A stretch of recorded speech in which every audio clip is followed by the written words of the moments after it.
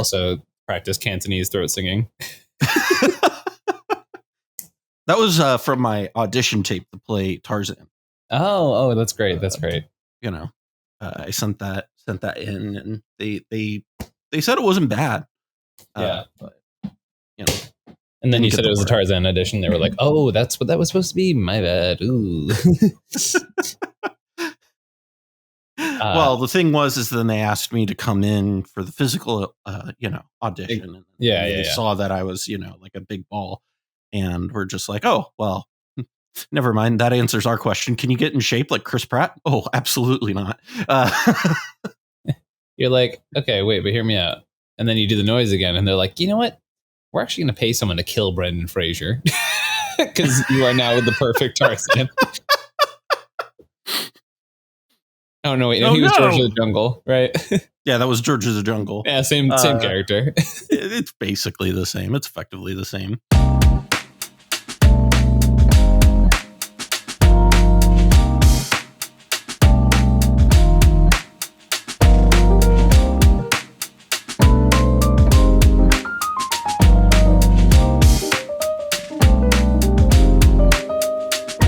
Well, so how do you want to?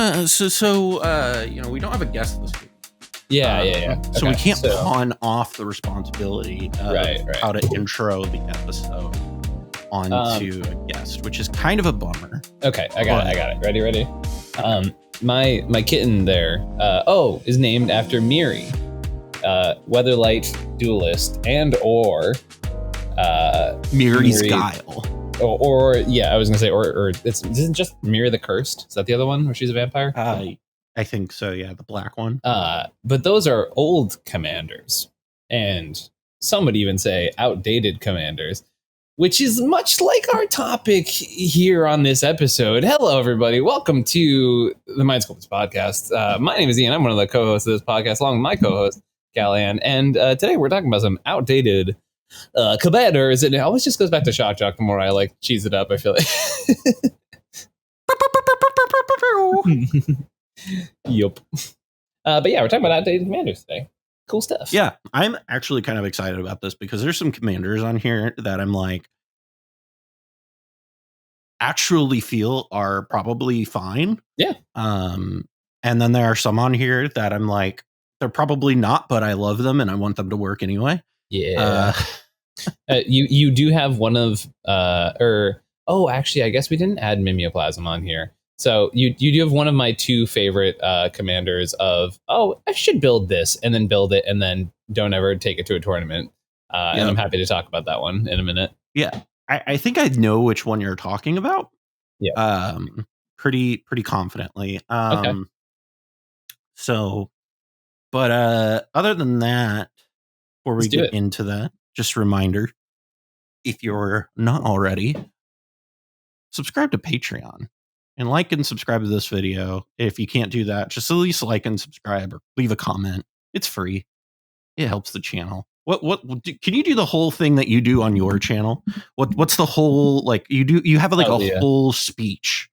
Yeah. So for sure, right? Because everyone needs to know at home, right? So not only am I going to do the speech, I'm going to dissect the speech as we go through. So while you're here on YouTube, right? Really this dig is into good because the audience, no matter what, they are here on YouTube, right? So go while you're on YouTube. They could be on Spotify. That's true. That's right. Yeah. Fuck you, Spotify listeners. Well, while you're here on YouTube, feel free to hit like and subscribe because, hey, that shit's free. All you gotta do is smash those little buttons. That tells YouTube, hey, you like this stuff. And you're like, I want to support them, but not financially because I'm a little stingy with my money. And hey, look, I get it. We've been there. I'm poor too. I understand. Yeah. And then this is also one of those points where I pivot over to the Spotify audience. I go, hey, Spotify audience, my bad about earlier. And you can cut this out of the YouTube channel because they can't know that we like the Spotify. This is only for the Spotify audience. Yeah. So then we go, hey, Spotify audience, my bad. I gotta, those YouTube audience, they think they're hot shit. We gotta inflate their ego a little bit. And also everyone who listens on Google Podcasts, don't think I fucking forgot about you, okay? Because that's how I listen to this shit when I'm on some sort of travel. Some sort of you know how traveling be. You be doing some sort on some sort of. So that's the end of the free portion, right? And I'm not. And don't. Well, I also want to before we go. Yeah. We pass along. I do have to make sure that my Apple friends know that they are also included in all of this. Don't want to forget our Apple Podcasts friends. Yeah, because they are also a good chunk of our numbers. Yeah. And to be clear, like, you are a cog, right? You're part of the machine. You are subscribing to the Apple fellatio financially. I get it. You want to just suck off Daddy Apple every day. That's fine. But I also appreciate you listening. That's great. Thank you so much. I'm just saying, when Steve Jobs comes back as some sort of AI reborn, remember that your money went to that. When reanimated Steve Jobs. Yeah. That reanimated Steve Jobs. What I just described is what I can only consider to be a future potential thing to happen with a Secret Lair product. Where you could get a legendary Steve Jobs card. Sure. And you could reanimate it, and so you would have a reanimated Steve Jobs. Yeah, that thing that Secret Lairs do, where they make really morbid caricatures of dead people, and they're like, "Yeah, put it in your graveyard, get it? Because they're dead." Secret Lair. It's fun. It's fun for the whole family. Cal, we didn't even get to the paid part of this. Yeah, we gotta talk about Patreon. Yeah, right. So after they're how you get your paycheck. Yeah, I mean, honestly, actually. Hey everyone, this is Ian here from the Mind Sculptors podcast. I'm taking you out a little bit. Now, if you're on the YouTube, you may have noticed a big chunk where we definitely made no sort of positive comments towards any of those podcast listeners. But also, nothing in life is free. So can we stop pretending this is, okay? So if you want to be a homie, help out. And if you want to get perks such as our perks that I know off the top of my head. Access like to the Discord, I think is like it Discord right now. I know that one. I'm at that level personally because I signed up for the Patreon before I was a co-host. And I'm still on the Patreon for some reason. I'm actively paying myself, but like half. Because half of it goes to Cal. So that's a fun thing. You could be a jackass like me, and maybe you'll be a co-host someday. That's how it starts. Mathematically speaking, 100% of the people who've been added as co-hosts have started by subscribing to the Patreon. 1 out of 1 co-host. It's a perfect batting record. The odds are in your favor. You know what I mean? Going out on top, baby. The summer of George. Oh my goodness. Do you have any thoughts for the Reddit audience before we move on? Yeah. I just wish you would all stop pretending to be people. We all know that you don't actually exist. Most of you are mods, and there's like 7 of you. And if you could just stop making new usernames and posting different things, there's no way, just like how many people can have that many bad opinions? It's all just Morgan and James coming up with bad, like, hello, all these shitty accounts and then making like shit posting and then just commenting on it. Love it. Oh my goodness, we love you guys. So let's get into these commanders. So what we're going to do is we're going to I have a bone to pick with Play to Win guys, because I really feel like they took our very original formula of making everything a tier list. Yeah, for sure. And so what the fuck are you doing? Come on. God. What a cutie. I had to interrupt. I'm so sorry, but no, like, come on. It was just like out of the cat is so cute. The issue is that all of the sudden I was like looking at your ceiling and then your screen, and I was like, okay, there's no context to why this is happening. Yeah. In my mind, I'm used to when we have a guest and I can do stuff like that in the background while you're still talking to somebody and not just me. You can just like sit there and chow down on like a fucking hoagie. Sometimes I fill my schedule, and also every other moment that I'm not filling my schedule, I'm hanging out with Lua. So like I run out of time, and then I'm like, oh yeah, food. Did you see the comment on last week's episode about you eating, by the way? Because it was great. We need to record more so I can eat more. Yeah, exactly. Yeah, I saw that comment. It was very funny. So we need to make sure that Ian gets nourished. Yeah. Yeah. Luckily, you did actually say, you did delay our podcast by a little bit of time today because I did in fact use that time to eat. To be fair. Listen, there you go. It was 100% on purpose. Yeah, it was definitely not because my computer decided that 11:30 on a Thursday was a great time to do an update. That's wonderful. It do be that way sometimes. But can I go on one slight tangent before we start our main topic? Oh, absolutely. It will just piss the YouTube comments off, which is amazing. Yeah, for sure. Because then they comment more. You guys are posting timestamps anyways, right? Like, listen. Okay, actually, before we go to that, on the timestamps note, the people who post the timestamps, I want to know what you listen to this podcast for, really, honestly, because it's a podcast, right? What podcast have you listened to that doesn't have? Like, I'm convinced that these people are like, I just want straight information, and I know that's what they think they want. But the reality of it is, if we were to we've made these episodes, right, where it's just only information, no goofing off, nothing fun about it, no entertaining. Nobody fucking watches it. You want to know why? Because it's boring and nobody cares. Yeah, for sure. I'm with you. I get it. I like to go on that rant. I went on that rant to Cassidy last week, so now our audience and you need to hear it. Yeah, because we all know when you have a rant to go on, you need to at least everybody needs to hear it. Yeah.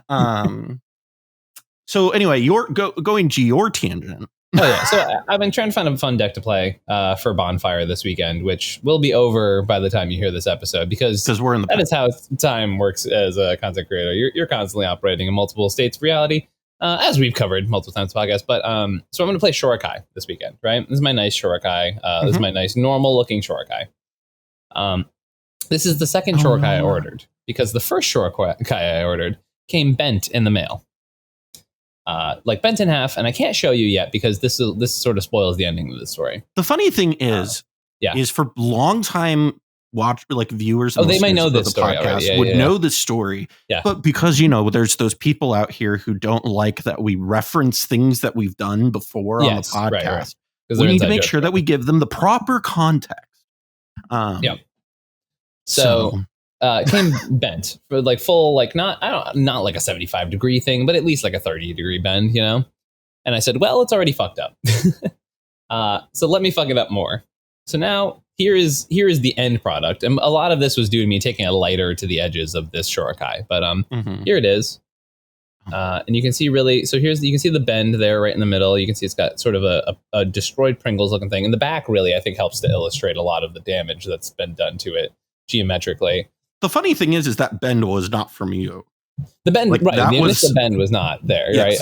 All the burning is from me, for sure. Yes, the outer destruction is 100% you. It did not come. It's in also that way. like the thing I didn't intend to do was leave it out in the sun, which I did in my old apartment. So it is also sun bleached on top of that.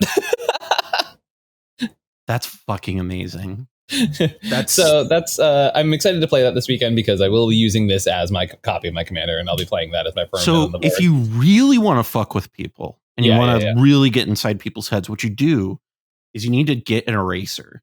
Okay. And you need to erase the black ink off the edges so that it's white bordered. Yeah. I had a friend who did that with their dredge deck. Because they wanted to fuck with people. It's the funniest shit in the world. It's actually one of my favorite things to do in the entire world. I love white border. I do. I'm that kind of sociopath. I like white border cards too, but I also think it is funnier to see people's visceral reactions to them. Yeah. That's what if you really want to, tilt some people off the face of the earth. Just really ruin a day for sure. Just go ahead, get in there with an eraser, erase that black Black Border offering. I will be doing that as the conclusion of this podcast approaches. You're welcome for that one, buddy. Yeah, no, that's very good. I've also written, you can't tell really, but like I've written in Marker, you see the big one there. I didn't get to play the deck a lot, but my intent is every time I win with the deck to make some sort of marking or etch on it. Like it's your fighter jet. Right? Yeah, like I'm Victor Zaz marking my kills. Yeah, for sure. Wow, that was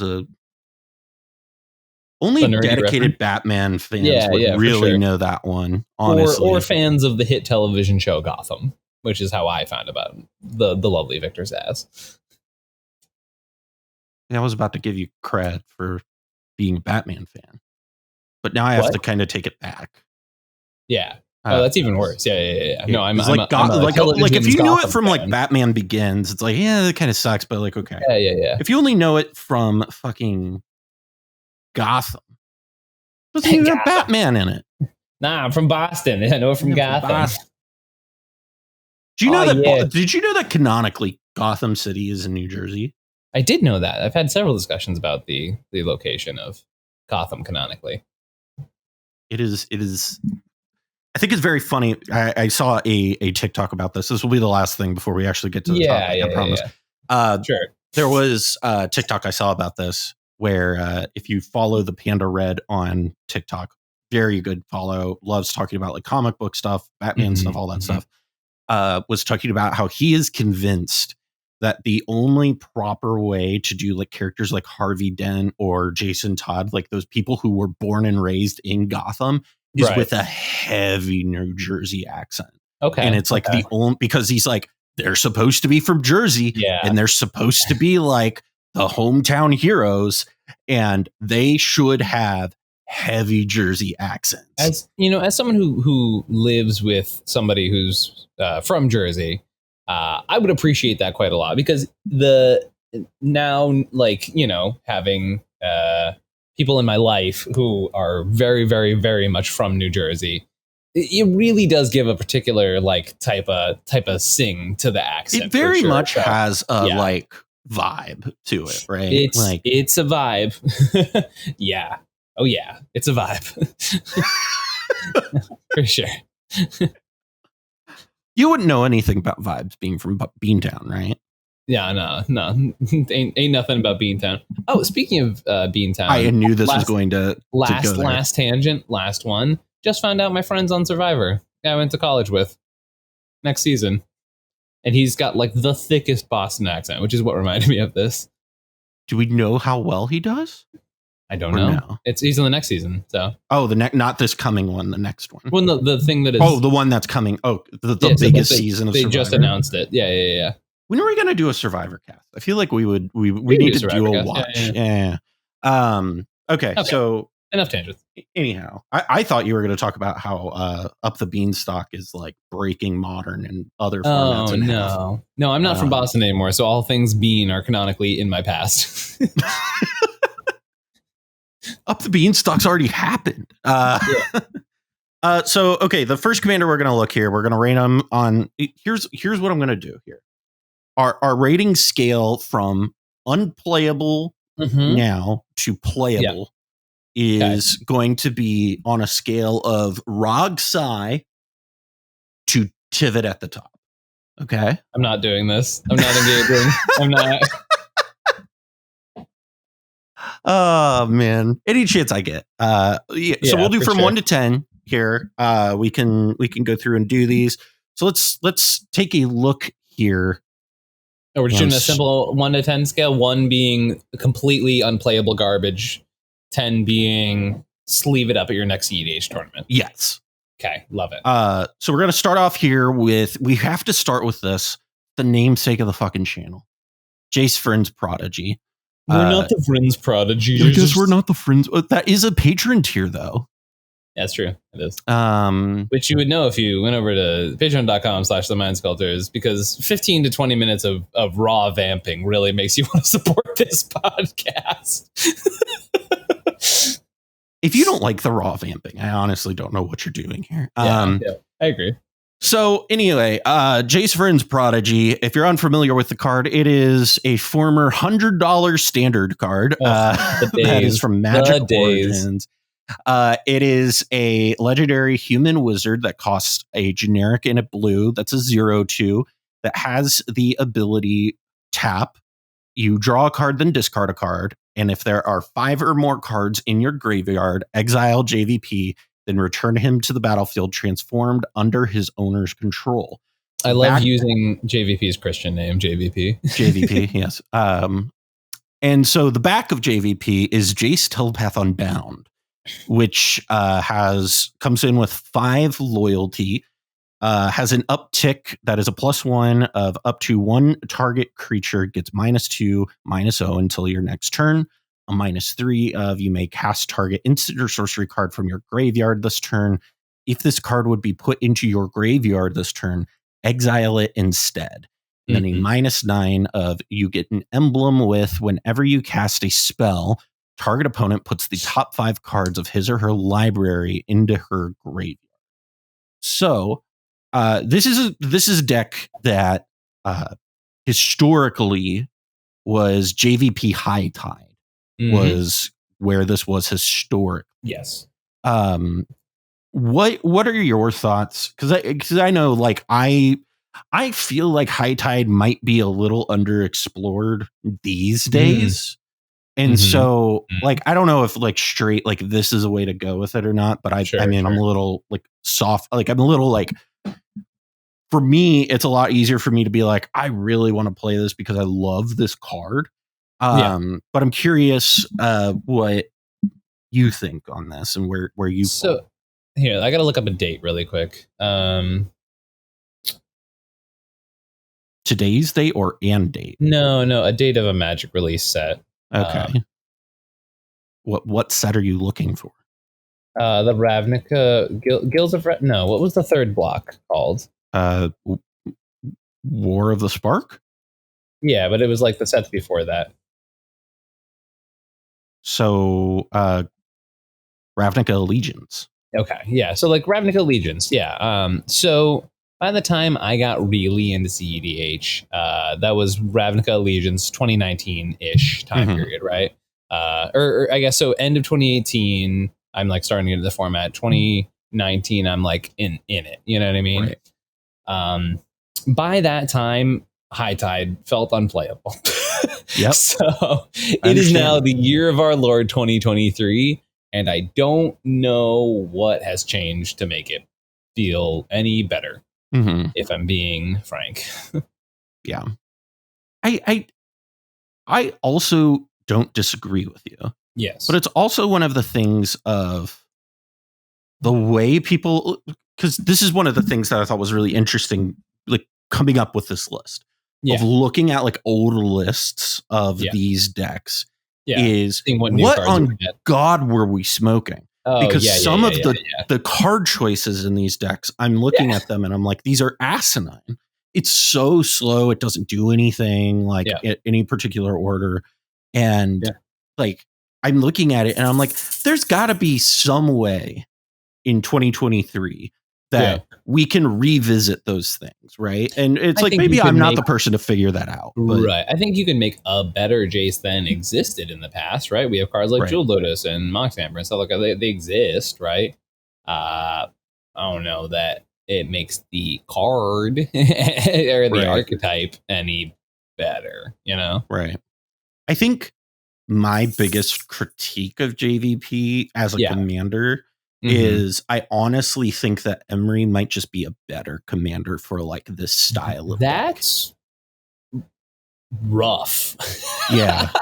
If Emery is the better commander, that is not a good, like, I would not want anyone to go, yeah, I like your commander, but I think Emery's better. Well, like, and it's off the back of simply that Emery has like a bunch of fucking combos already. Yeah. Right? So it's just like it kind of like it reduces its own cost. Yeah. It does like a lot of work to do, like it does a relevant thing the moment it comes down. Yep. So it's one of those things where I think that is the biggest hurdle for JVP. I've said this before on the show, but I do think JVP, like as a card in the 99, is like a reasonable card. I do think it's in the 99, it's way different conversation. Yeah. But like as a commander, I don't know. I think I would put it as like a solid 4 because I think because here's my logic with it, right?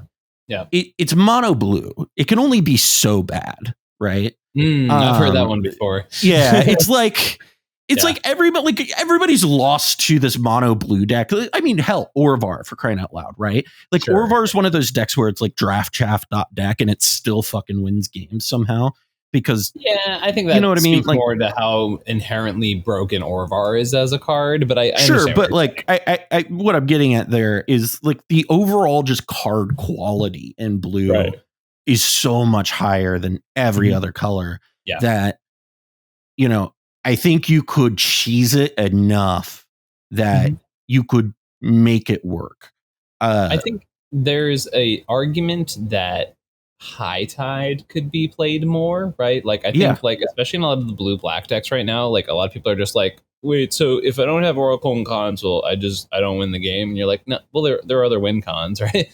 And I think like Dimir High Tide stuff TM could be a thing. I know back in 2020, I want to say, when the tier 1 con qualifiers were happening, so it was either 20 or 21, Leptis, which at this point for some people it's a name they've never heard of, which is amazing to me. He's one of the OGs.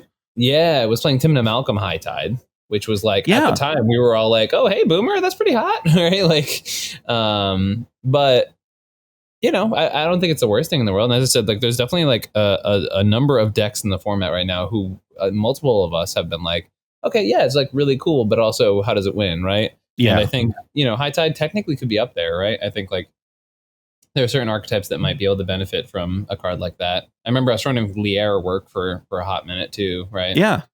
Yeah.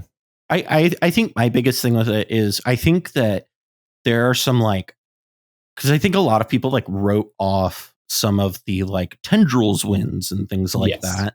And while they're not perfect, right? We have Aetherflux Reservoir now, right? Like, which is better.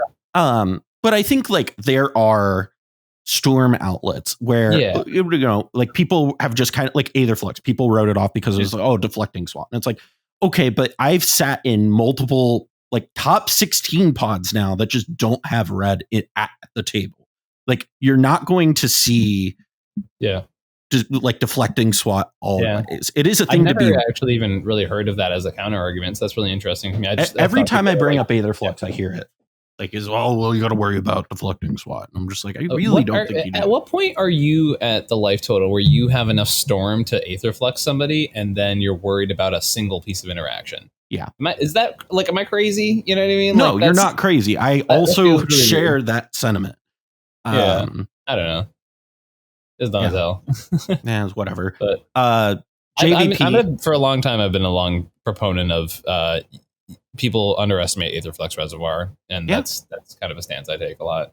I think another card that people underestimate that is like kind of, in my opinion, part of that like reservoir shell is Paradoxical Outcome.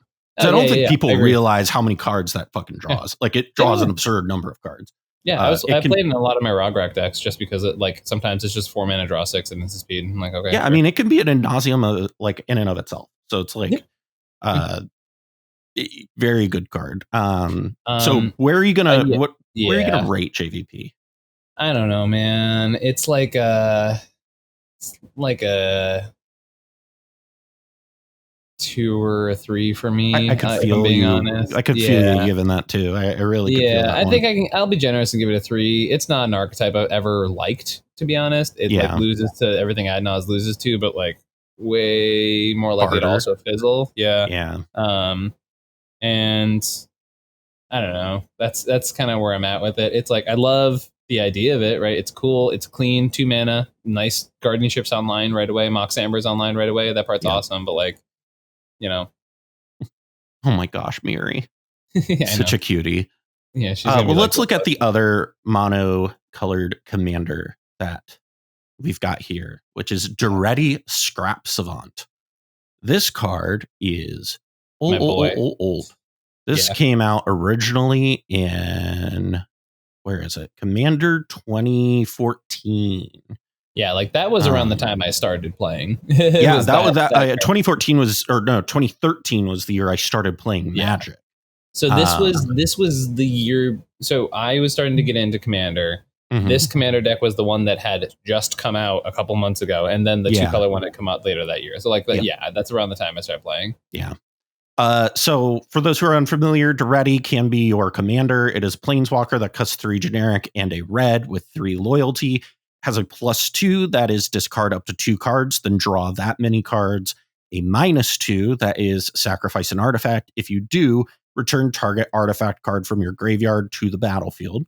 And a -10 that is you get an emblem with whenever an artifact is put into your graveyard from the battlefield, return that card to the battlefield at the beginning of the next end step. So Daretti is one of those cards that we had Fenix and I back in our Lincoln play group, we had a person that had one of the most offensively good Daretti lists. Yeah. And I wish to God this person existed online so that we could get his list, because I know it's like the best I've ever seen, but I cannot tell you what's all in that deck. Yeah. But he just doesn't exist online anymore. But as soon as Dockside gets banned, this deck is so much better. Yeah. I think Daretti is like a real deck. I think it's like, it's just difficult to pilot, play, build. Same thing. So we had a dude at our local store back in Massachusetts who played Arkham Daxon, and he would like top 4 every tournament with it, because he was like, it was his deck. He knew how to play it and play it really well. And Daretti gives me a similar vibe, right? It doesn't tutor, right? But it's like cheap big artifacts into play, right? Like that's kind of the idea behind it. And I don't know, there is something about this commander that is just like so inherently strong, right? Like there's an idea that like you can straight up go like Chromox, imprint a card, play a land, play LED, crack it, pitch some giant artifact in your hand into your graveyard, play Daretti, sack the Chromox, get the thing back. Like you can like, get a portal to Phyrexia like turn 1. Portal to Phyrexia turn 1. That's exactly what I was gonna say. And like it is inherently strong, right? The idea is like the variance is really hard on this deck. Dockside is really hard in this deck. Collector is really hard in this deck. All of that being said, I still think it's like solid. If they make another Torpor Orb, this deck gets a lot better. If they make another, or specifically an Artifact Torpor Orb, right? If they make, as I mentioned, if Dockside hits a ban ever, like this deck gets a lot better. But right now it's a bad Dockside feeder, right? And it is susceptible to graveyard hate. To a certain degree, right? Like Grafdigger's Cage doesn't necessarily stop a lot of what it's doing, but it can hurt it. And Rest in Peace just absolutely blast this deck into the next time zone, right? Yeah. But to be fair, Rip hits like a lot of decks in the format.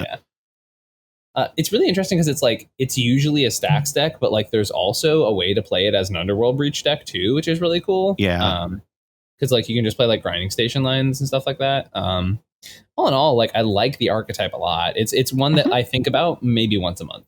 Like I think about this deck maybe once a month and never build it.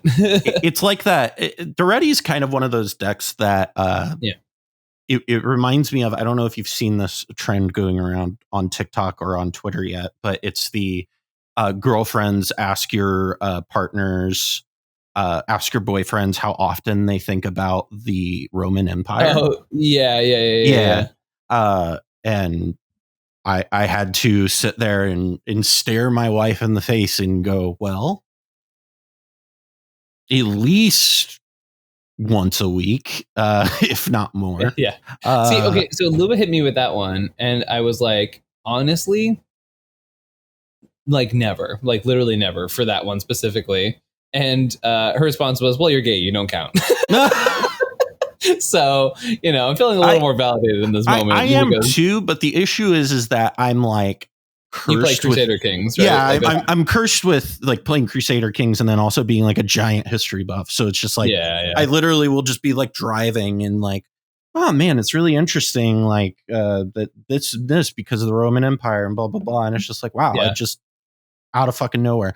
But Daretti feels like it's very similar to that to me. Yeah, because it is a deck that lives rent-free in our heads. Yeah. Living rent-free in our heads is a really good way of putting it. I think that this is my hot take. Okay. All right. I'm ready. I think building this as a stacks deck is missing the forest for the trees. Okay. I can talk with that. Yeah. Because it can do that, and it should include those things. Yeah. But I think that if you're playing it as a dedicated stacks deck, you're going to have a hard time closing games out. Agreed. And I think that what it needs to be is a Underworld Breach deck, like a lot of the other mono red decks around now, that has stacks pieces that buys it time. It's tempo piece. Yeah. And so I think that if I were to build this now, granted, mono red is not my like specialty even remotely. So like me attempting to build this would be a like shit show to begin with. But it's mine. If it's not blue white, I don't got you. So like, but I do think there is like a shell there where it's like this tempo stacks deck. I think I really honestly, I think of the deck like Kinnan almost, and how Kinnan uses stacks as like a way to buy itself time. I think it's not a perfect analogy, but I get what you're going for here. Well, it's this. I'm going to bring this up is because I've kind of like come up with this further on in the episode. I'm going to bring this up too. Yeah. But I've kind of like started coming up with these like classifications of decks. Of there are decks that fit a certain mold of they want to do this with their game plan. Their commander enables it and gets them close to a win, but they need a little bit of time. And I think like Winota, Kinnan, Daretti kind of fall into that category of, you know, they can get there, they generate value, but they need a little bit of help.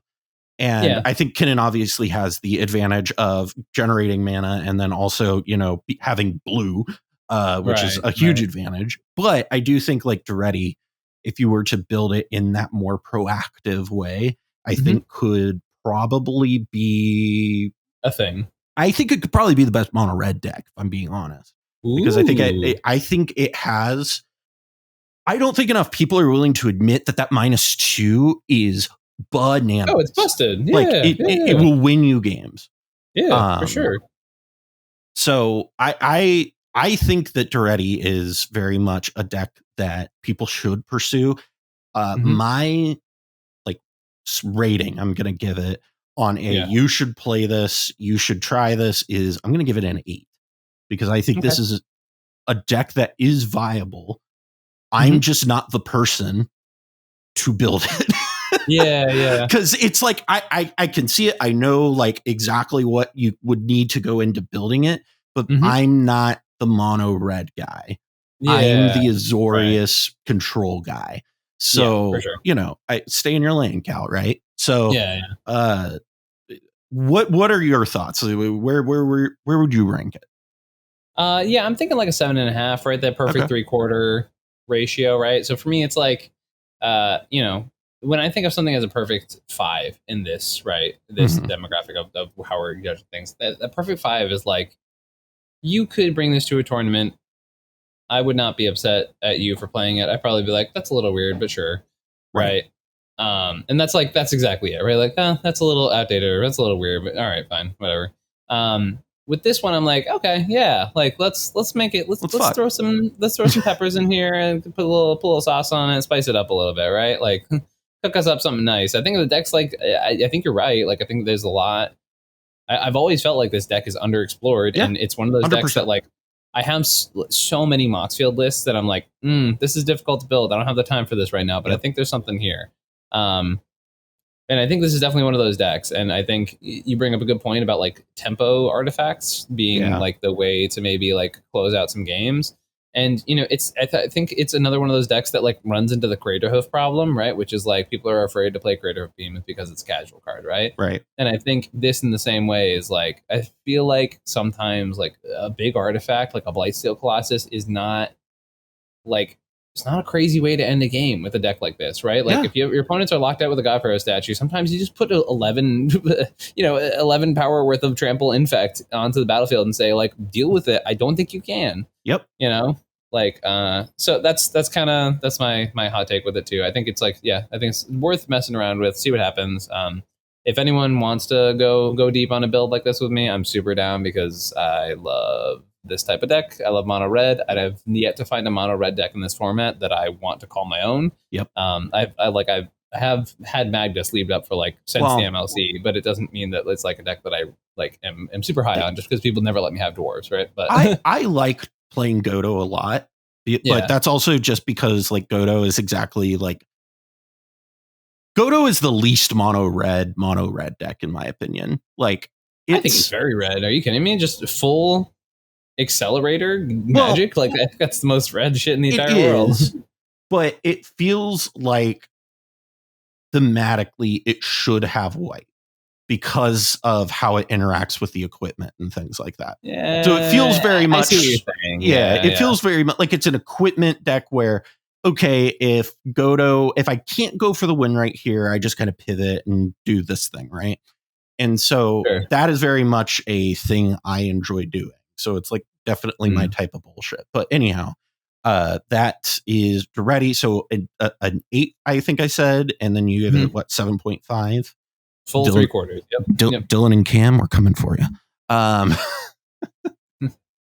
Okay. Wait, this is not the next card. Next card is Brago, King Eternal. This is one of the OG blue-white control decks. And this is a 2 generic, a white and a blue, 2/4 legendary spirit that has flying. That says when Brago deals combat damage to a player, exile any number of target non-land permanents you control. Then return those cards to the battlefield under their owner's control. I don't know if you've ever played against this deck in your lifetime, but it fucking sucks to play against because it's just like, I'm going to untap all my stuff and you're not going to be able to deal with my Winter Orb and all these things. It's very frustrating, but it's also pretty effective. What are your things? I don't know that draw go is the way to go with Brago, but what are your thoughts on the king? This is probably going to be my most controversial take of the episode. Okay, to me this is a 9. Okay, I think Brago is one of the most fundamentally overpowered cards that sees no play. This card's fucking cracked. I think Brago is actually insane. And I understand it has the player commander have to get to my next turn thing, but you're in blue white, baby. You are in the perfect colors to do that. And the shit that it provides you when you get there, right? It's my Mana Vault and my Grim Monolith, I basically have a free fucking Voltaic key. I can play the One Ring and bounce it. And I have 2 inherit 1-card combos with my commander that are super easy to tutor in these colors. I can play these insane tempo pieces that either gave me massive card advantage, flicker removal spells over and over again. Maybe the only place where you could play Static Orb or Winter Orb comfortably. Yeah, right. And then you can play fucking Stasis, right? You can go through. I mean, so I guess you have to figure out a way to untap Brago, right? Oh no, because you can flicker Brago too. Yeah. It flickers itself. So it's the best stasis deck. Nobody's everybody this is the thing. DJ, I know you're listening. I love you. You love Jorn, but I think Brago is the stasis deck. If there ever was a stasis deck, it's Brago. No, I'm with you. Yeah. I think this deck's insane, and I think people have been playing it like a bad stacks deck for so long because they're just playing it like every other fucking stacks deck. And I was talking about, I think this might have been with Charles, but I was talking with someone recently about how this is probably the best tempo deck in the format that no one is playing, and I'm probably this is where my hot take comes in. I think this card's actually kind of cracked, and we're just kind of ignoring it because it's been built so poorly over the years. Yeah, I mean it very much falls into that category I was talking about with Daretti, where on its own it just kind of comes down and does a thing, and you can do the stacks thing with it. But again, and I think this is an issue with stacks decks in general, honestly, where I think I think the day of the dedicated stacks deck is long over. Like, I think that is a thing of the past. I don't think you are living in I think even then you were living in an alternate reality, honestly. Sure. Because these dedicated stacks like don't really provide effective means of victory. And even a deck like Charles's mono white Heliod list that is a dedicated stacks list has avenues to close the game out. Yep. And what I've seen, he used to never go to time in 90-minute rounds. Like, I've never seen it. It's wild. Yeah. But the thing is with this, people just are like, oh, we just throw stacks pieces and it'll be fine, and we'll stack them out and we'll win. And that is not how you win these games, because all it takes is one spell to come out from under it and you're done. And so these need to be the tempo, use those pieces to get some advantage, get ahead.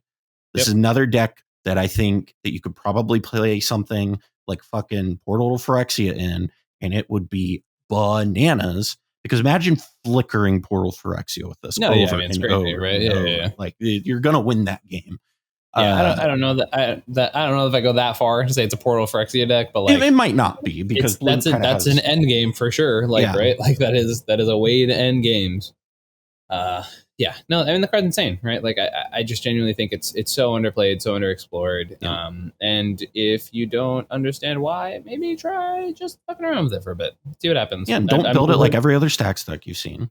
Yeah, actually try to find a win. Like this conversation is almost tempting me to just build it for this weekend. Like just full pivot on a full deck build. Honestly, I love blue white so much. I'm so into it.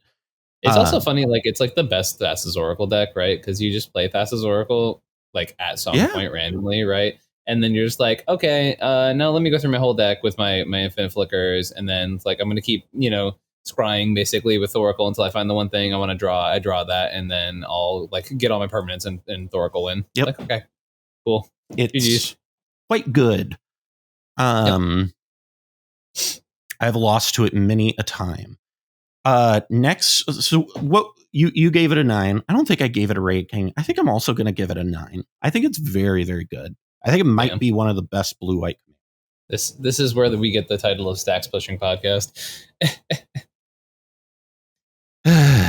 It's okay. The next one's a storm deck. This deck is Okaun in Zndrsplt. Is it? These are partner with commanders, the original ones from Battle Bond. You've got Okaun, Eye of Chaos, that is a Cyclops Berserker that costs 4 generic and a red, and is a 3/3 that has partnered with Zndrsplt, Eye of Wisdom. At the beginning of your combat on your turn, flip a coin until you lose a flip. And then it also says whenever a player wins a coin flip, double Okaun's power and toughness until end of turn. We're going to come back to that because that ability is dumb.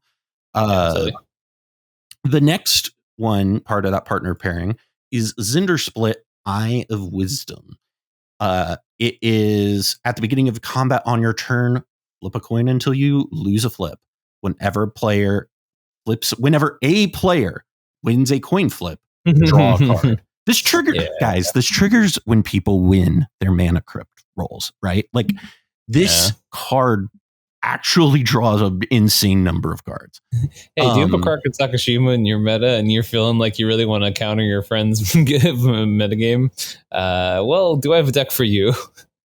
Honestly, it is probably one of the like commanders that I look at and think it probably I think I'll let you talk about it because I know you have more opinions on this one than I do, honestly, because I think it's very good and very playable. I think it's better than Carcass Sakashima, if I'm being honest, but I would not even come close to going that far, but I love the enthusiasm. What are your thoughts on it? No, I love this card. These partners. It's I literally got like the Gavin Verhey Wizards of the Coast versions of this card.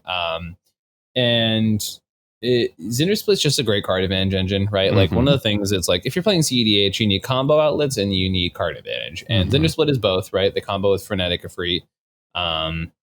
So there is straight up a 1-card combo in the deck that you can Imperial Recruiter for, or Drift of Phantasms, right? So it's got the sort of Is It Malcolm vibe to it. It's got the Crom Tavesh problem, right, where you have 2 5-drop commanders. One of them being significantly heavier on card advantage, right? So Zndrsplt is like you play Zndrsplt first, you flip some coins. Sometimes you get unlucky. Sometimes you get very fucking lucky.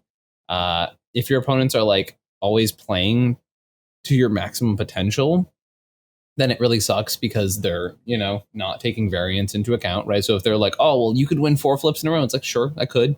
I could also lose the first one, this has happened to me playing this combo. Yep. But there's like a lot of classic ways to stack the odds in your favor. It's not a Storm deck, in my opinion. This is a tempo deck for sure. You have your 1-card combo. It's very important to also know that the Frenetic Free combo involves probably calling a judge, unfortunately, to shortcut a loop where you put basically like 1 million triggers in the stack, right? So then you don't want to actually do that, because then you can deck yourself, right? So say you put like, I don't know, 80 on the stack. It's a little complicated, right? Because basically as soon as you lose the flip, your Frenetic Free sacrifices itself. So it's not like you can just keep putting them on the stack, right? Right. So the idea is kind of that you draw a majority of your deck without drawing the full thing, or you get to a point where you draw a card like Snapback, which is like a free bounce your commander kind of spell, right? Right. And little nuances like that are kind of what like leads the deck to being a little complicated, and especially in a tournament setting. You can also play your Breach as a win con, stuff like that. I think it's one of the coolest like Blue Moon decks in the format, right? Like you can play your Back to Basics, you can play your Blood Moons, all those things. I think there's actually a pretty solid argument to like sneak in some Kiki lines with the deck. I haven't really looked at it since the One Ring was printed. I think I was taking a look at it like 8 months ago. But it's very solid. I think it's like a really cool commander, or commander pair. And also just sometimes you're like, okay, I guess I'll put Okaun in there just to like start to make sure that I can have the consistent like drawing cards. Right. It's like, oh, well, actually they're open, so they're dead because I flipped 4 wins. Oops. And then so the situation where you're like, okay, well, I won the flip 4 times and I have a Chandra's Ignition in my hand, so I guess I kill the table. And like those are funny when they happen. You don't like rely on those, right? But Okaun is just an Oko button at times if you have an open opponent, which is really funny. But it is like definition of a tempo deck, right? Like you play your card advantage engine, you have a 1-card win con, and you play some efficient Is It stuff, and then kind of just hope the tempo lands in your favor. You hope the coin flips land in your favor, right? Like it's sort of the definition of the deck. I think it's like a 7. I think it's, I would fuck around with it. It's really cool. It's really interesting. I'm not going to go too hard into it, Yeah. I think I agree with everything that you said. The only reason I think that it's better than Kraken Sakashima is because I think structurally speaking, it is less, it's not going to just fold in on itself sometimes.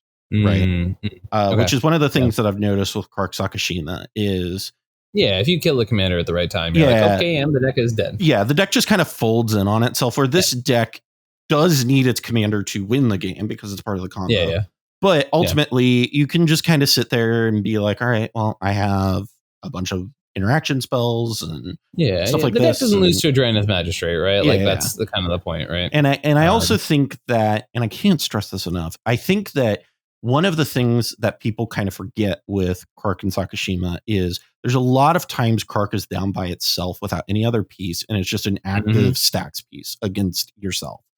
And you don't really run into that issue with these commanders. Granted, they don't come down as fast. No, but I personally, I'm not going to play these types of decks to begin with, and they're also different. Which I will definitely play these types of decks. Very important to know. Yeah, it's just like I played Gift Storm in Modern. If I want to play Storm, I'm just gonna go play Gift Storm in Modern. And if I want to play Blue Red Tempo, I'll just go play Murktide. Like I'll play Okaun Zndrsplt. I will not play Karkashima. I'm pretty sure you're legally not allowed to play that deck. No, for sure. I think I played. This was at Charles's house a little while ago. Charles wasn't even in these pods, but like, it was a bunch of people I know, and I like picked up someone else's Karakushima, and I think I went like 0-7 because it was just like anytime I would even come close to resolving the second commander or like card plus a card copy, they would be like, all right, we need to specifically wipe Ian's board, and I'd be like, but the next person has ad nauseam, and they'd be like, no. Gotta love it. I think I'm gonna give it a 7 as well. I think that it's fine. It's better than Sus, but it's also like, I don't know. It's not amazing. It's pretty good. And it's exactly that. It's pretty good. Let's go into 3 colors. So let's go into some oldies but goodies. Let's look at Animar. Soul of Elements, first printed in Commander 2011. I get harassed about Animar maybe once every other tournament. Really? Why is that? Because I'm historically just take a big dookie on the card. Why? So, see, it's funny. I have a ton of respect for this card. Yeah. I have lost a lot of games of Magic to this card. Mm-hmm. The only time I lose to Animar is when someone else fucks up. Is my problem. This is one of those decks that I can dissect without even thinking about it. You know what I mean? Like, there's very few times when I feel like, when I articulate that I'm like, yeah, this deck isn't a problem because of X, Y, and Z, right? And like, this is one of those, and I have matchups that are bad against it, right? Mm-hmm. But in general, I don't play decks that fold to something a little weird, right? And like this deck, just like I find it very hard to lose to it, but it's very easy to lose to it if you don't pay attention. And like that's the times that I've seen Animar win, is when someone's like, oh, well, yeah, I just let them resolve a Worldly Tutor. It's fine. It's like, girl, like you can't. Like, that ain't how this works, friend. Yeah, exactly. And it's like, okay, you need to hit them at their pressure points, right? But like, it's one of those things where you're like, you look at like the old like martial arts movies, or when there's like the master who walks in and like disables a person with one chop. Yeah. And like Animar is definitely a one chop deck, right? Like, but for some reason, people really just don't know how to play around. And then there's situations where I played against like an SCG Baltimore where it was like, we had Animar with infinite power, right? Because they were able to execute the Dockside combo, right? And they didn't have an outlet for it. We stopped that part of it. And then I was like, okay, cool. I got these blue removal spells. Like, it just needs to get back to my turn. And then they had the, perfect thing to like bounce my thing and kill me. And I was like, all right, sure. Yep. But like, even then, with an infinite combo having been articulated, like I still had answers to the deck. You know what I mean? And like, that's, as a player, that would concern me. I think this is another deck that I'm gonna say this a lot this episode, is one where people miss the forest for the trees. Because I think this is another deck where people look at what the card does and then just go, this is the only thing that I can do in this deck. Sure. And I don't know that is the way to look at it. I think that it is. Why is your camera dark? Keep going. Okay. What is happening right now? I'm like trying to keep going, but I don't know what's happening. To the bathroom. Oh, okay. You were on a good flow. I was just gonna let you go. Okay. Well, I'm shit. Sorry. So anyway, it's one of those things where Animar feels like a deck where people hyper focus on the things that it does and are like, okay, then everything in the deck needs to do that. Where there are a lot of things you can be doing in Teamer that isn't just, right along the lines of what this commander does. And so I think that is the biggest thing I would say about it. This is actually a deck that I could see myself building because it is very really looks to be a deck that comes at things from a different angle, if that makes sense. And so I think if I were to build Animar, for instance, which I could honestly see myself doing, is I don't know that I would build it in the traditional sense, right? Of doing the like harvest Animar thing and all that stuff. Yeah. I think what I would do is I would build a teamer deck. Like I would like. Sure, that happens to have Animar in the command zone. Yeah, that has Animar in the command zone, has this 1-card combo with it, gives my other cards like some incidental, advantage. Sure. A little zhuzh, yeah. Right? And I think that's how I would go about this. I think this is a deck that can take advantage of those sorts of things really well, because you are in a great, you're in great colors, and we talked about this, right? To just go off with a worldly tutor.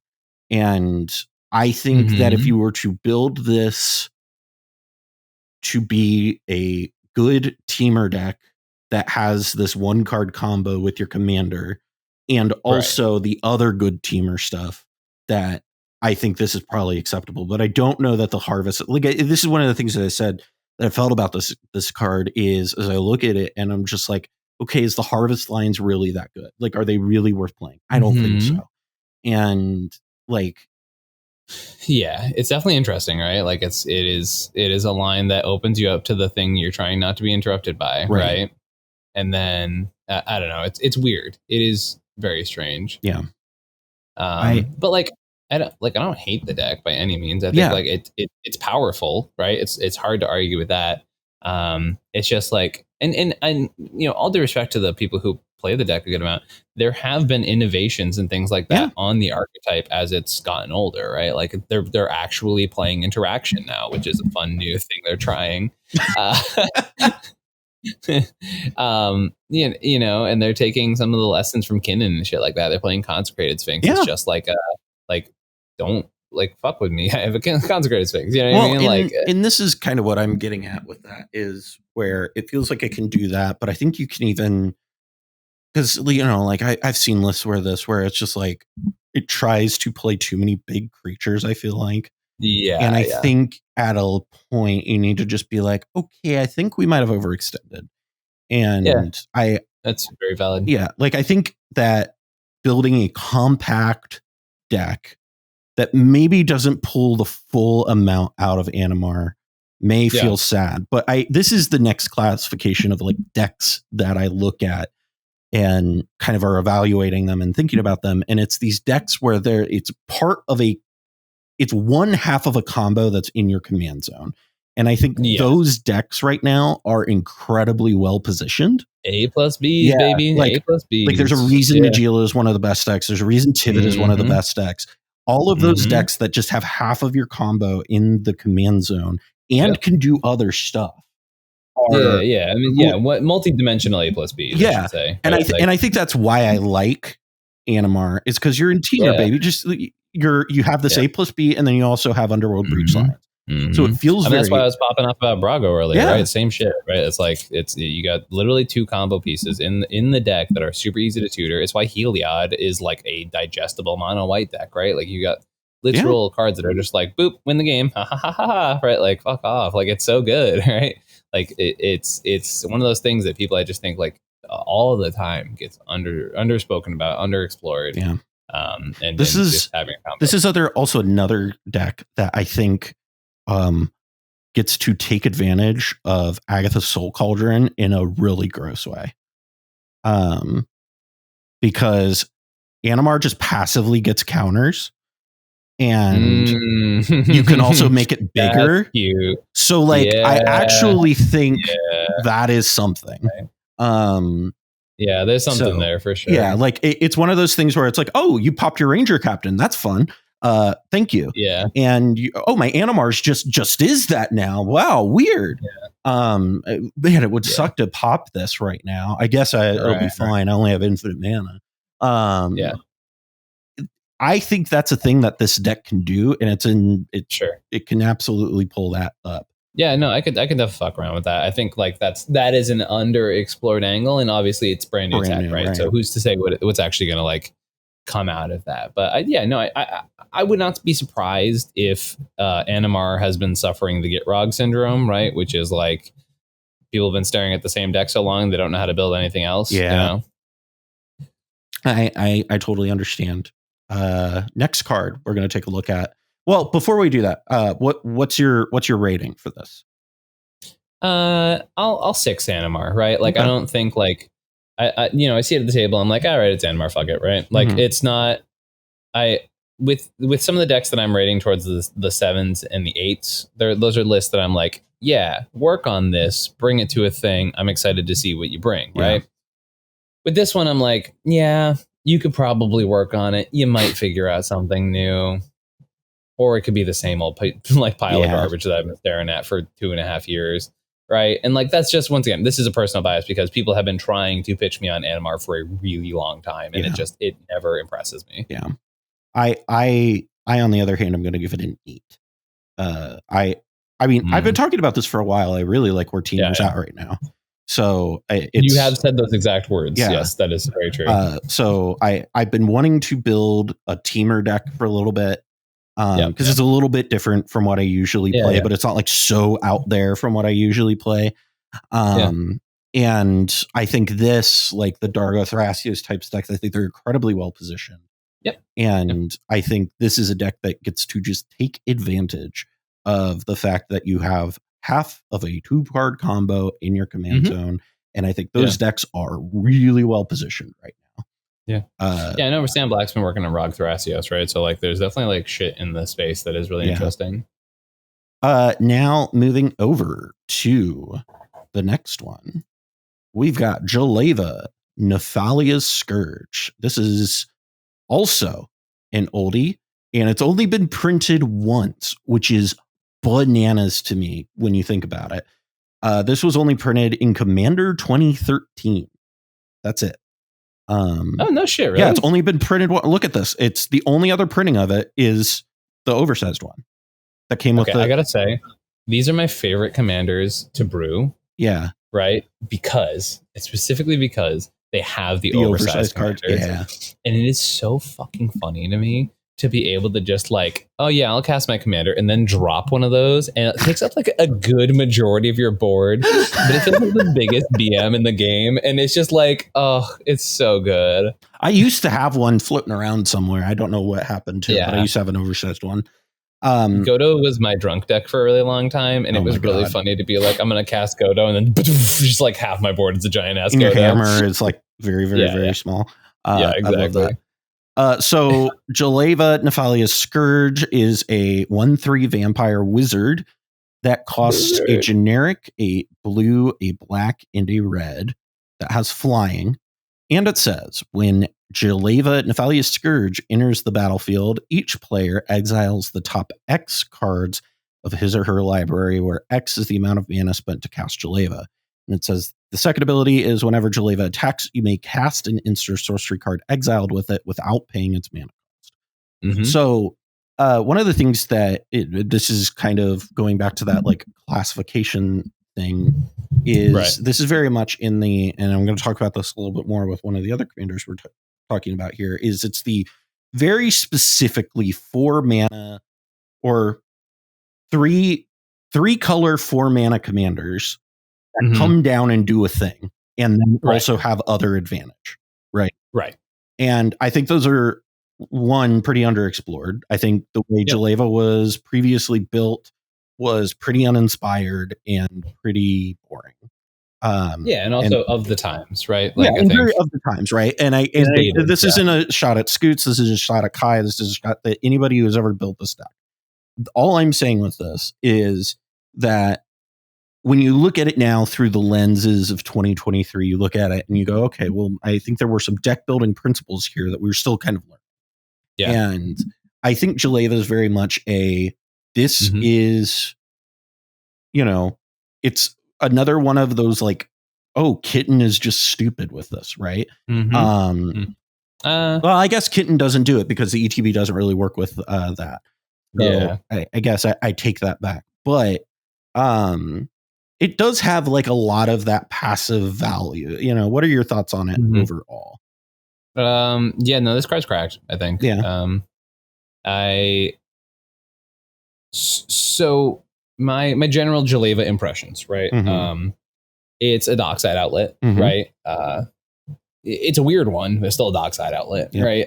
It exiles everyone's deck, and then you go pass and you win the game. And then so that there's that, right? There is the fact that it's Grixis right now, right? Grixis is good. Like, I hate to be that guy, but Grixis is good. It's good at doing what it is. Yeah.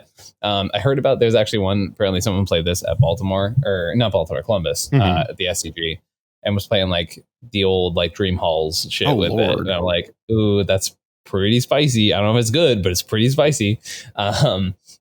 But I don't know. I kind of like the idea, like, because there's the new Rise of the Eldrazi spell. Right. There's Peer into the Abyss. There's like a bunch of Enter the Infinite.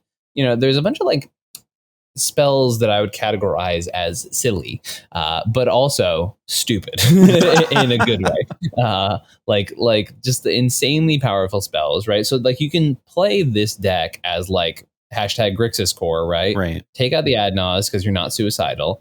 But also like you can play like a Bolus of Citadel and you can play Peer into the Abyss, and guess what? Bolus of Citadel, like you're like, oh no, but I don't want to cast one of these 10-drop spells off my Bolus of Citadel. It's like if it straight up wins you the game, like a Peer into the Abyss or Rise of the Eldrazi or Enter the Infinite does, yeah, like I'll pay 12 life to cast and Enter the Infinite for sure. Yeah, absolutely. Like, Are you kidding me? Bet I'll fucking do that, right? So like that's I think there's easily a deck here. And once again, like, not only just being like Grixis good, powerful, fast spell, right? You play your Breach, you play your Thoracle, like you do all that stuff. The Dockside combos on top of that is just, it's silly. I think this deck is actually like a thing. I think it's super underplayed. I think it attacks at a unique angle that other Grixis lists are not attacking on. I think it's easily like my only 10 of the day, probably. Yeah.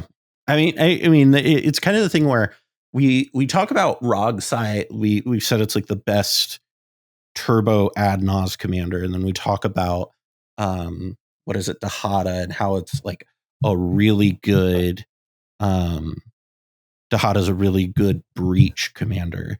And this is one of the decks where I think it is closer to Dahada in that like scope of things, and how it feels to me to be much closer to a Dahada than it does to a Rogsai.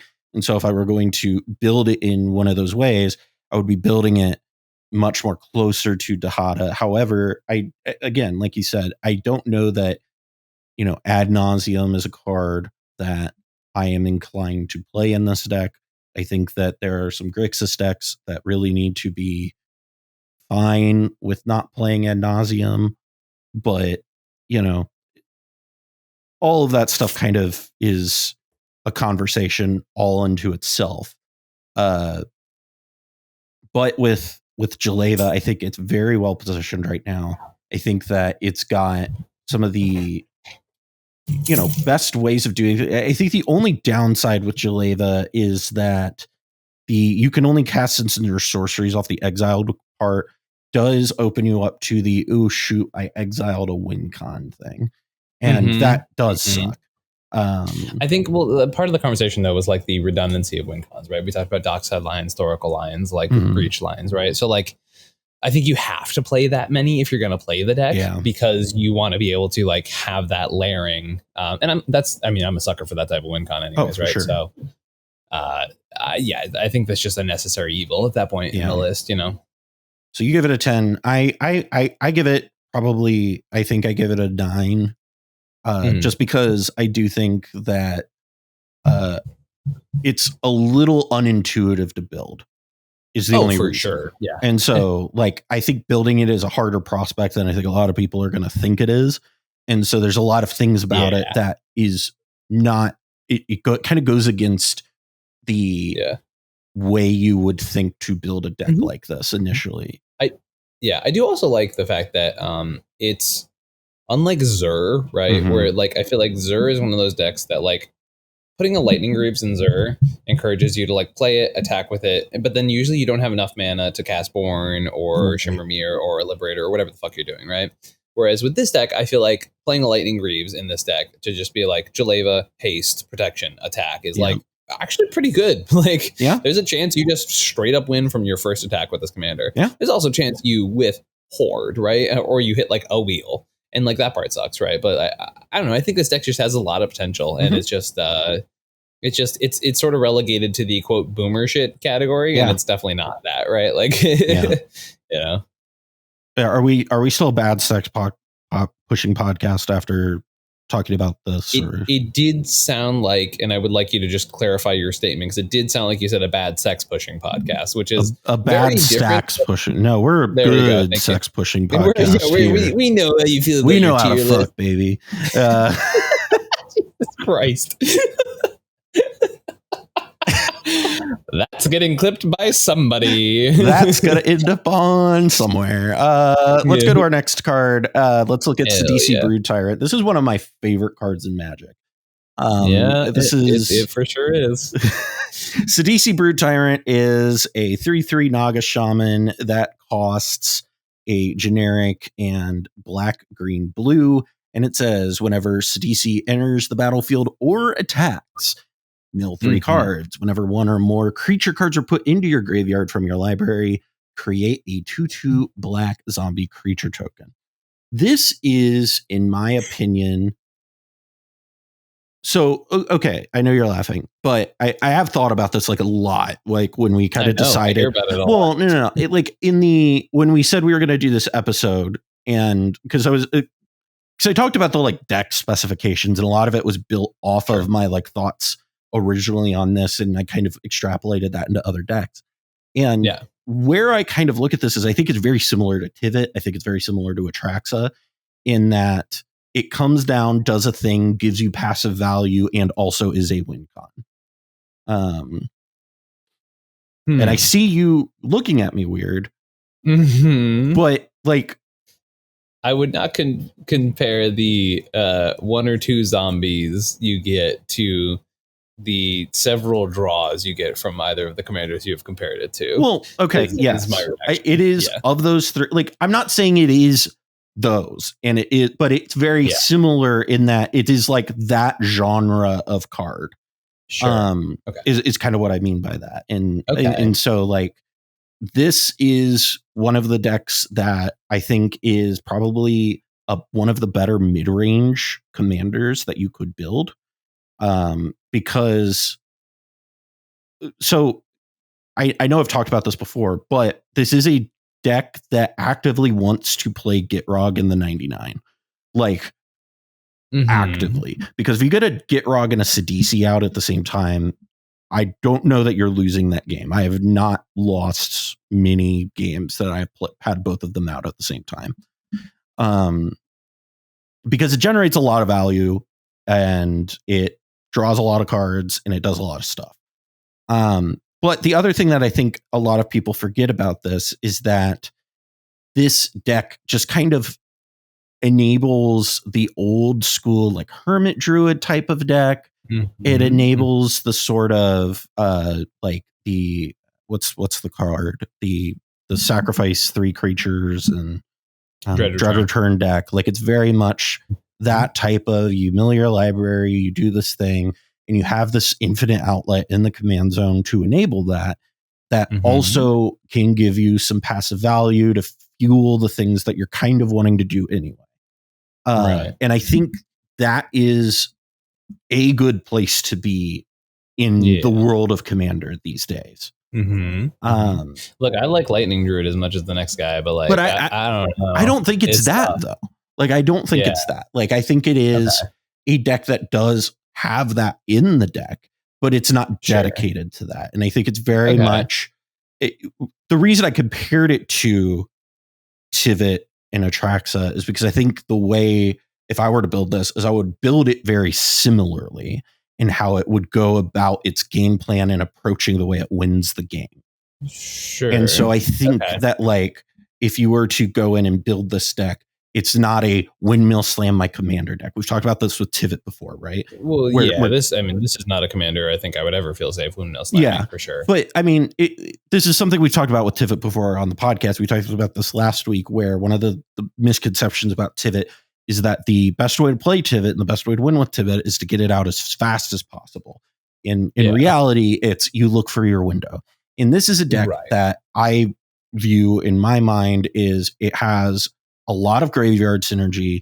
It is a very grindy deck that wants to be playing a lot of value pieces that get passive value from the graveyard. And when you find your opening, you go for it. And this is a Displacer Kitten deck. This is it's a food chain deck. It has a lot of the same win layers that Atraxa has. And so I think that that's where I look at it I look at it it's very much in the same vein of your packages are similar to Atraxa. So you just kind of lean your synergies a little bit differently. Sure. I can get behind that. Yeah. I just think like it's a really hard comparison when you look at like these bodies that come down and like affect the board. But I can very confidently argue that if CDC comes down, its presence will not affect 90% of most cEDH games. Like the turn it comes down, I don't think it does shit. I think it's like the layering of it is nice. Like it's really nice that your food chain feeds your dread return, feeds your like the game plan is cohesive because you don't play too many weird pieces because you're already playing the weird pieces, right? Like it's kind of the idea behind it. I know it has that weird zombie card, which I think is like the one where you like tutor 2 zombies and like there's that whole chain with it, right? I know that's a thing that people were playing with in the deck for a while. Is that still like I have no idea. I wouldn't play that card, but yeah, well, I know like that was like a big call of the deck at one point because you have to like sack 2 zombies and it does some weird shit. I don't know. Like the deck to me has always just like just underwhelmed in almost every aspect. Where it's just like, okay, it's not like a good fast deck because it's not playing red, right? And it's not a good Hermit Druid deck because like the Hermit Druid is doing the same thing that the regular Hermit Druids are doing. It doesn't provide you any card advantage in the command zone. It doesn't like really aid your game plan. I hate casting this card. I actually think it does aid does have a lot of card advantage, but the reason why I think you need to. So when I have built this deck, I've effectively built it as a dredge deck, effectively. And that has been a very like effective game plan I found with this. Sure. So your build is like significantly different. Very different than what most people play. Yeah. And in the way, like, I'm going to have to build this deck. But I think you are. This is one of the things where when I used to play it, like this was back in the days of Flash Hulk, though. But like the way I built it was you have your layering with, the obvious lines with food chain and all of those things. But like modern food chain, even then I was very light into the food chain pieces. And it was much more of a general, like even the Flash Hulk pieces were super limited, where depending upon the situation, there were times where I have fetched with, I've done this in one games with it and it was amazing, where off of a Hulk, Flash Hulk, I got Putrid Imp in Gitrog Monster and was just like, hey, here's my Dakmor salvage. Do I win? And like, it just, like you get to do all of those things with the access to blue. You get better cards. You also are just kind of in really good colors so that if somebody decides they're going to play Grave Hate, hey, that's not a big deal. I'll just deal with it because you're in the best colors to deal with those things. Yeah, you get Abrupt Decay, right? Like you're fine. And so this is why I like this. I think it's also a very good Snapcaster deck, but because it's very much a deck where, again, it's playing out of its graveyard. And so it's one of those things where I think this needs to be one where I need to see it to believe it. I get it. Like that. Yeah. I've been a big believer in it. I don't love Sultai overall, generally speaking. But I do like the way I look at it is if I'm going to play Sultai, it needs to have a draw. What does Sultai do differently than everybody else? And I think honestly is it's the interactions with your graveyard. And that's why when I have that's just fair. When I have gone through the dredge lines of this deck of playing it more like a dredge deck, right? Before I play it, like I think that like no offense to the DDB list, but like I think the Doomsday Lions are not what this deck wants to be doing. I think that those sorts of things are trying to push this into a mold of other decks. Whereas you need to really find, okay, what are the things that work really well with this? And again, I think Dredge is extraordinarily underexplored in the format to begin with. because it's extraordinarily strong. And like if you find some good dredge shit to fuck with, I'm absolutely there with you. Dredge is one of my favorite things in the format, and so it's always one of those archetypes that like as soon as I get into a format where dredge is a good deck, it then gets like banned out of the format. And I'm like, every time I built dredge, it immediately gets banned. I'm like, all right, well, that was. You know how many stupid fucking prize amalgams I have in my collection that just sit there, just being like, you wish you could play me, don't you, Ian? Yeah, I understand. So I give Sidisi a very solid 7. Again, I don't think it's very much like an Animar to me. It's very much, in that realm where I think it is good. I think it has a lot of potential. I don't I'm not going to say it's like even remotely close to as good as Tivit or Atraxa or any of that stuff. Yeah. But I think it plays very similarly to that. And if I were to build it, which it sounds like I am, it's going to be on that type of plane, if that makes sense. Yeah. Makes sense. I think by my own definition earlier today, I have to legally give this a 5 because it's exactly my definition of I look at the table and go, oh yeah, I guess you're playing that, huh? Yeah. And then I move on. Yeah. Right. And like and don't expect it to do well. Yeah. But please, I would love to be pleasantly surprised. It's one of my favorite commanders. I've loved this card for years. You talk about it a lot for someone who I've never seen play it. Yeah, I mean, the last time I played it was probably in like 2019. So so put your fucking money where your mouth is, Callahan. I mean, I did with Tivit, so maybe I'll do it with this. I know, too, do it. That's what I'm saying. All right, next card is Ghave, Guru of Spores. The not hard word is the one that you got really stuck on. Ghave is easy. Ghave. I think it's Ghave. I think the worst part is I think it's called Ghave, which is like I hate that. I've heard recently some people were like, yeah, no, unfortunately phonetically it's Ghave, and I was like, I'm sorry, I'm not playing Dave. Like, hey guys, I'm Dave. I'm the guru of Spores. Sounds like the leader of a hate group. Like, oh man. Damn. Where's the lie? Wrong. Yeah, unfortunately. So if you're unfamiliar with Ghave, it is Guru of Spores. It costs 2 generic, a black, green, and white. It is a 0/0 fungus shaman that says when it enters the battlefield, or it enters the battlefield with 5 +1/+1 counters on it. It's 2 different activated abilities where you pay 1 generic, remove a +1/+1 counter from it, and you create a 1/1 green sapperling creature token. And the second ability is you pay 1 generic, sacrifice a creature, put a +1/+1 counter on target creature. I can do the word mouth thing. So anyway, this is a deck that really old school cEDH deck. Like, oh boy, old school cEDH deck.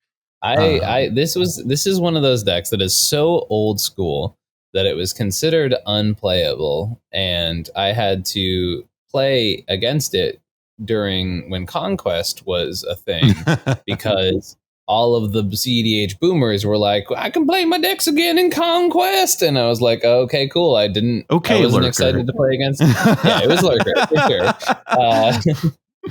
It wasn't fun to play against in Conquest, and I don't think it got better in cEDH, and it's a much higher ceiling for the format right now. Yeah. It's one of those old commanders. It combos with like a wet paper towel, right? But like it's just, I'm like literally going on EDH Rec right now to look at how many things you just like sneeze and you're like, oops, a combo. Sorry, everybody. Like, I mean, it's a lot like Tie-Am in that regard, right? Like, I mean, yeah, I feel like you've just offended a lot of Tie-Am players, but I see what you're saying. Yeah.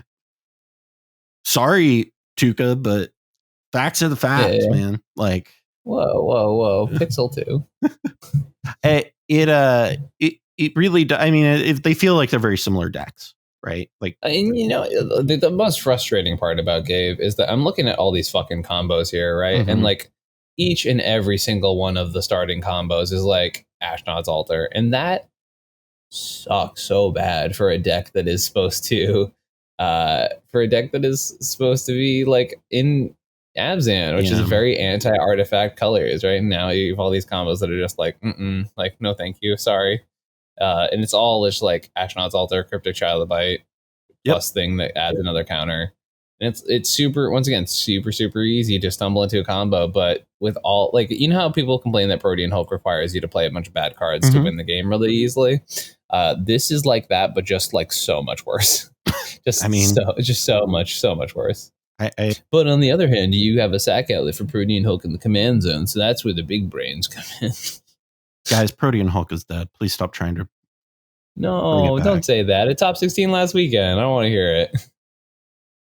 I know it did, but that doesn't mean it's bad. No, it's you know, that's my boomer tech. I'm gonna stick with my. I feel like I look like a dad that's giving like bad news. Yeah, you really do. You have very, very much that energy. It's dead, guys.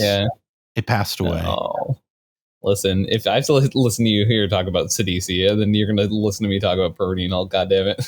No, I mean, like I get it. It's just like, man, reanimating Protean Hulk. It's just like so much fucking work, and it's just like, well, that's the other thing is like I think that line is the worst. I think Rector lines are the best way to play. 100% by far. Yeah. But I mean, like I also just think if somebody's played a lot of the Rector stuff, it's just like I could be doing this, but I could also just do this thing that has win con in the command zone too. Is kind of that is the issue. That's kind of how I always feel about it. I could fill my deck with all these pieces that do the thing, but I could also just win. Yeah, I know it sucks because we literally got our like most efficient Protean Hulk pile ever, and no one's playing it. Yeah. It's crazy. Is it as efficient though as like Breakfast Hulk though? Like. You don't need to resolve a Dread Return out of the graveyard. No. No, I'm not thinking about that. That's I'm talking about that's Thoracle Breakfast. Yeah, you're right. You're like, right. That is the.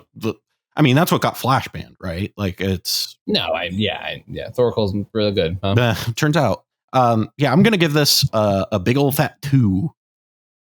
Yeah, I'm rocking. You know what? Actually, I'm gonna give it a 1 just because I would be at the point where I go, really? Like, really? This is my disappointed dad deck, is if you show up, I'm just like, really? I get what you're trying to do. Guys, I know Ghave is dead.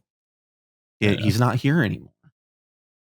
Guys, Ghave's been dead for a long time. It's time for us to move on. Listen, I know it's hard, but the grieving process is tough. I understand. Yeah, the grieving, right. I'm really good with the eyes are what does it, in my opinion. The eyes. I would give it like honestly like a 3, right? Because like there's a world where like you could play your Protean Hulk, or not Protean Hulk. You could play your like World of Law pieces and stuff like that, and like you could make this a tempo combo deck. Yeah. But like, boy, is that easy to disrupt, huh? Sounds awful. Yeah, it does. Truly. Sounds terrible, honestly. Let's look at a deck that I don't think is terrible. Love that. Let's look at Yennett Cryptic Sovereign, which this deck, it's the bane of my existence, man. It's so good, but it's so bad. Yeah, it's like the best bad deck in existence. It's so insanely powerful when you get it to work. It's one of those. So let me, before we get too deep into this, Yennett Cryptic Sovereign is a 3/5 Sphinx that costs 2 generic and Esper, that has flying, vigilance, and menace. Yeah, vigilance. Let's go. Don't mind the menace part of that. And whenever it attacks, reveal the top card of your library. You may cast it without paying its mana cost if its mana value is odd. If you don't cast it, draw a card. So this deck has the Tivit problem, right? Where I tried to build it as a faster Yennett deck and it just didn't do shit. So you got to build it slow. And then when you build it slower, people get a little sus. by it. A little sus of it. They're not likely to let you just play Yennett and just pass the turn. They're not going to let you play Yennett and then Mystical Tutor. Everybody's going to everybody's going to side eye you really hard. It's so good though, because like as soon as you get a Vampiric Tutor, like you could put Appear to the Abyss on top of your library, right? You could do that. Or you could put Emrakul the Promise Dead on top of your library, and then you could win with their deck. You could also, the other thing that's really good with this is you can also put Rides of the Eldrazi's on top of your deck now too. Oh, is that that's odd, baby. Ooh, that's 9 and 4 generic. Or it's really? 9. I want to say yes. I thought it was 12 mana. I think it's 13. But let me Rise of the Eldrazi. Oh, you're right. It cost 12. Never mind. Damn, Callahan, do you know how fucking excited I was? I was hard. Okay. Like I was very ready to throw that into a deck, but okay. But here's the real tech. Yeah. Okay. Right? I'm ready for it. Okay. So say you're in a pod, right? You're playing against Blue Farm. Okay. Right? You have Yennett on the battlefield and you have a Wishclaw. Mm-hmm. You play your Wishclaw Talisman, right? You activate Wishclaw, pass it to your opponent, right? You pass it to the Blue Farm player every time you do it. And then anyone who plays Breach, honestly, you're fine. And then you go get a Vamp Tutor. You're like, why would I tutor for a tutor? Shut up. Then you go to combat. You cast that Vamp Tutor. You put the Emrakul on top of your library, right? Now here's the big brain shit, right? Boom, Emrakul, cast it. Off the top of your library, you go, hey, Blue Farm player with that Wishclaw Talisman. Now I have your turn. And they're like, why would you go through all of this? You untap, you activate that Wishclaw, you combo with their Underworld Breach, you mill out their library and the other two players, and then you go, okay, now we're going to pass to your turns. The unfortunate thing is this sounds like a meme, but it works. Like, it fucking works. Like... It's like, so the way you build the deck, and this is the way, like, I haven't built it, I should build it. It feels like a very you deck. It's very me. Yeah, it's literally bad Tivit, right? In a lot of ways, right? Because you need to attack with it, but if you attack with it, you probably win the game. Is kind of the idea. Because you're hopefully sandbagging your top deck tutors. But you play your Smothering Tides, you play your One Ring, you play Talion, you play Ristic, you play Mystic, you play Esper, you play Opposition Agent, you play whatever things you need to play to get you to the point where you can comfortably play your commander and go to combat, right? Another deck where, play old-fashioned boomer-ass Lightning Greaves and you're fine, right? And you have like one tutor target per thing, right? Like, so you have your enchantment being probably, what's the stupid one that like lets you cast stuff free when they cast things? No, it's even. There's one that allows you to, whenever your opponents cast a spell, you can cast the top deck of their library for free. That's the one that I like to go with in this deck. I've built this deck before. It's literally sitting in my Mox field. Bring it up, let me just look it up. Yeah, I know. And it's just, I built it before. Okay. And I've built it okay, right? Like I definitely want to work on it more, right? What's the Mind's Dilation? Oh, classic. Okay. Casual stable. Whenever an opponent casts their first spell each turn, that player exiles the top card of the library. If it's non-land, you can cast it without paying its mana cost, right? So now suddenly every single time it's your lurking predators from their deck, right? Oh my god. So that's the enchantment one. For instance and sorceries, you put like Peer into the Abyss on top of your library. For creatures, you put Emrakul. And then occasionally, you throw in some value cards, right? Like maybe put like a Nezahal on top of your deck or whatever. Yeah. How could I forget Portal to Phyrexia, the card we've been talking about all day today. And you have like those targets, and the rest of it is just like Esper good bullshit. And you just win. You attack with Yennett and you win the thing game. That's unfortunate is that every time I've seen this deck get played is it wins a lot of fucking games. It kind of feels like it shouldn't ever. But the unfortunate thing is that it like we said at the top of this is it's the best bad deck ever because it went like it's. I know it's not on EDH top 16, so people are gonna be like, how do you know its conversion rate is very good? Because I've played against this goddamn deck, guys. It wins so many fucking games.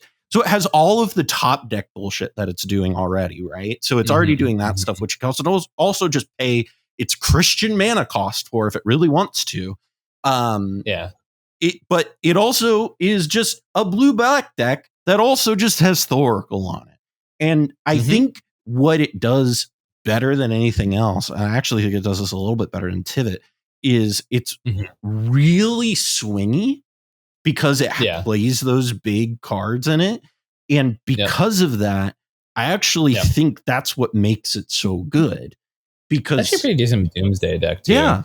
I mean, you can play Hull Breacher or Hullbreaker Horror in this. Hull Breacher. I would not play Hull Breaker just because you don't have an outlet. But but I mean, it's one of those. I mean, you could if you were wanting to play it like as a control piece or something, like as one of your overflow pieces or something. Yeah. But I mean, like this is I actually think Nezahal is probably better. But it's one of those things where what I love about this is that I actually think what makes it good and what makes it really viable, in my opinion, is the fact that it is so swingy. And I think that it's so swingy.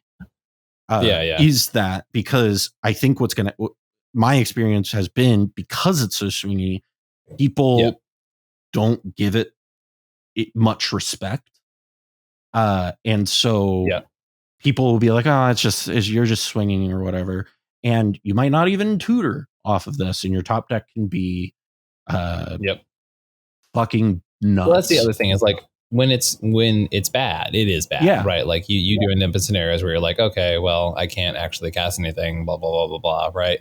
And in those scenarios, it does suck, right? Because like, and there are some times where you just Thrasios draw, right? You reveal your even mana cost card, and then you draw a card, right? I deal 3 damage, draw a card. Yep. Only so many top that deck being tutors. said, it's decent, and I think it Scheming Symmetry also another funny card in this deck. Oh my gosh. Also, that's the other combo with the deck, right? Is that you with Wishclaw Talisman, right? Is like it's the same thing where you Scheming Symmetry, you put your Emrakul on top, you go to combat, you attack, cast Emrakul for free, and then you take over the turn of the person who casts the Scheming Symmetry targeting. It's so stupid.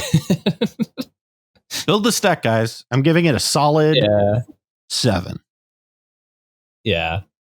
I'm throwing this up at like a 9 because now I'm really excited to build this, if I'm being honest.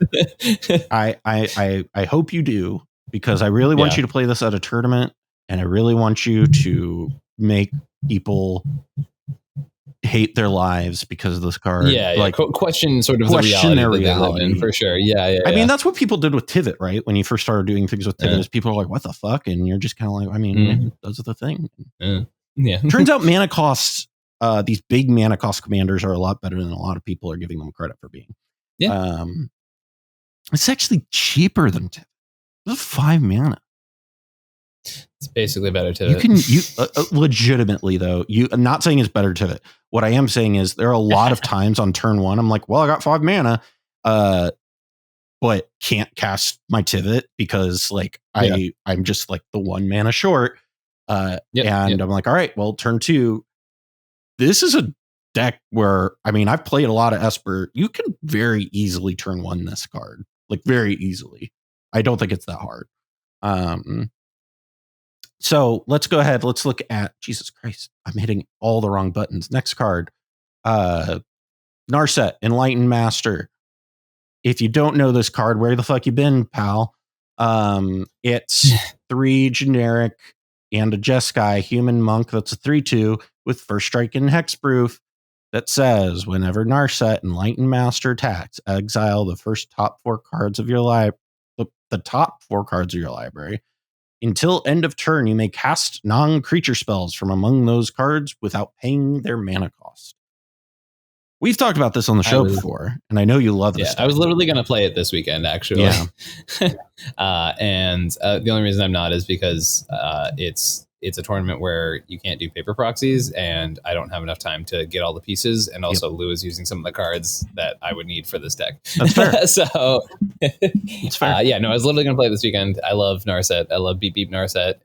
It's very much a deck where it's like cEDH's most famous underrated, overrated deck. Yeah. Where it has such a historical hatred against it. I lost to it at Punt City 2. They had, to be fair, a turn 1 Narset, right? Which was insane. And you know, that's crazy, right? But like I don't know. It's one of those decks where it's like, if people are not packing the right answers, you will lose to it.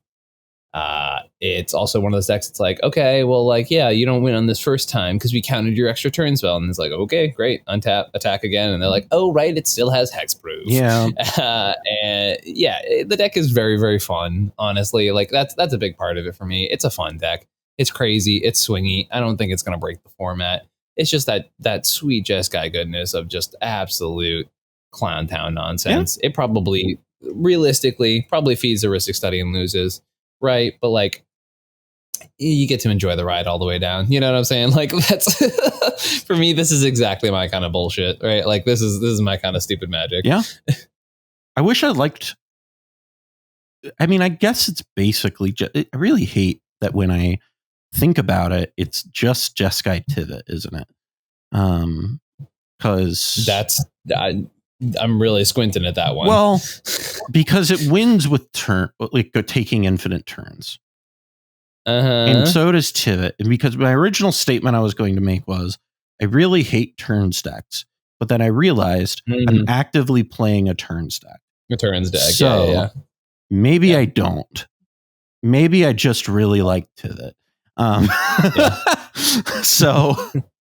I love a good extra turns deck. Like I've played Paco and Halden. I played this. Like it's one of all my early decks were like bad extra turns decks. Like it's so good. Oh, so Lewis playing Paco Haldo this weekend. Good to know. I don't know what you're talking about. Yeah. What's the number you're giving this one? Solid 6, right? Yep. Like I don't think anyone's breaking the format with it. I'd be excited to sit against the table with it, but like definitely has its flaws. Yep. I feel like it's one of those decks that people forget about. They lose to it, and then they're like, "Man, I never want to lose that again." You're like, "Yeah, don't." Like, I don't need to for me. I'm gonna give it a 5 because it's very much one of those commanders where I sit down at the table. I'm like, "Yep, that's gonna do a thing." And other than that, I will just find my Drannith and sit there very comfortably. Because I know that they will just sit there and go, well, shoot. No, don't give them the anti-Narset tech. Oh yeah, the anti-Narset tech, the real hot anti-Narset tech of Drannith Magistrate. They never see it coming. Industry secrets nobody wants you to know. Man, everyone's going to start teching Drannith for that reason and that reason alone. And people are really going to start playing. Man, when people find out that Drannith stops people from playing their commanders, it's going to be in every deck. The game's going to change. It's so wild. Next commander. I'm very excited to like have this episode come out, and then people like think that these are decks we are going to actively play at tournaments, and then like tech against the garbage piles that we're talking I'm so excited about it. And then we'll be like, no, Cal's going to play Tivit though. Yeah, I'm just going to play Tivit. And I'm probably going to play one of these bad decks, so it's fine. Here's the thing that I don't think a lot of people realize about me is I don't play a lot of decks. I play 1 or 2 decks and get really good at those 2 decks. I got really good at playing Arden. I got really good at playing Tymna Thrasios. I got really good at playing Najeela for a while. And I missed your Turbo Arden deck. That was the one that I liked. And the Arden Vial deck. That one needs more time spent on it, honestly, because I actually do think there is something there. It's just crazy. I loved it. It's just a archetype that I don't love because Turbo isn't really my play style. Like if I'm not taking 45 minutes to begin my game plan, I don't know what you want from me. If I can't just sit there and go land pass, then what am I really doing? Next card we're looking at. This just top 16'd. I don't know why, but it did. Prossh, Skyraider of Kher. The deck was cool. Congrats to Tuco for bringing it back to life. Still pretty sure that if it was Corvold, it'd be better.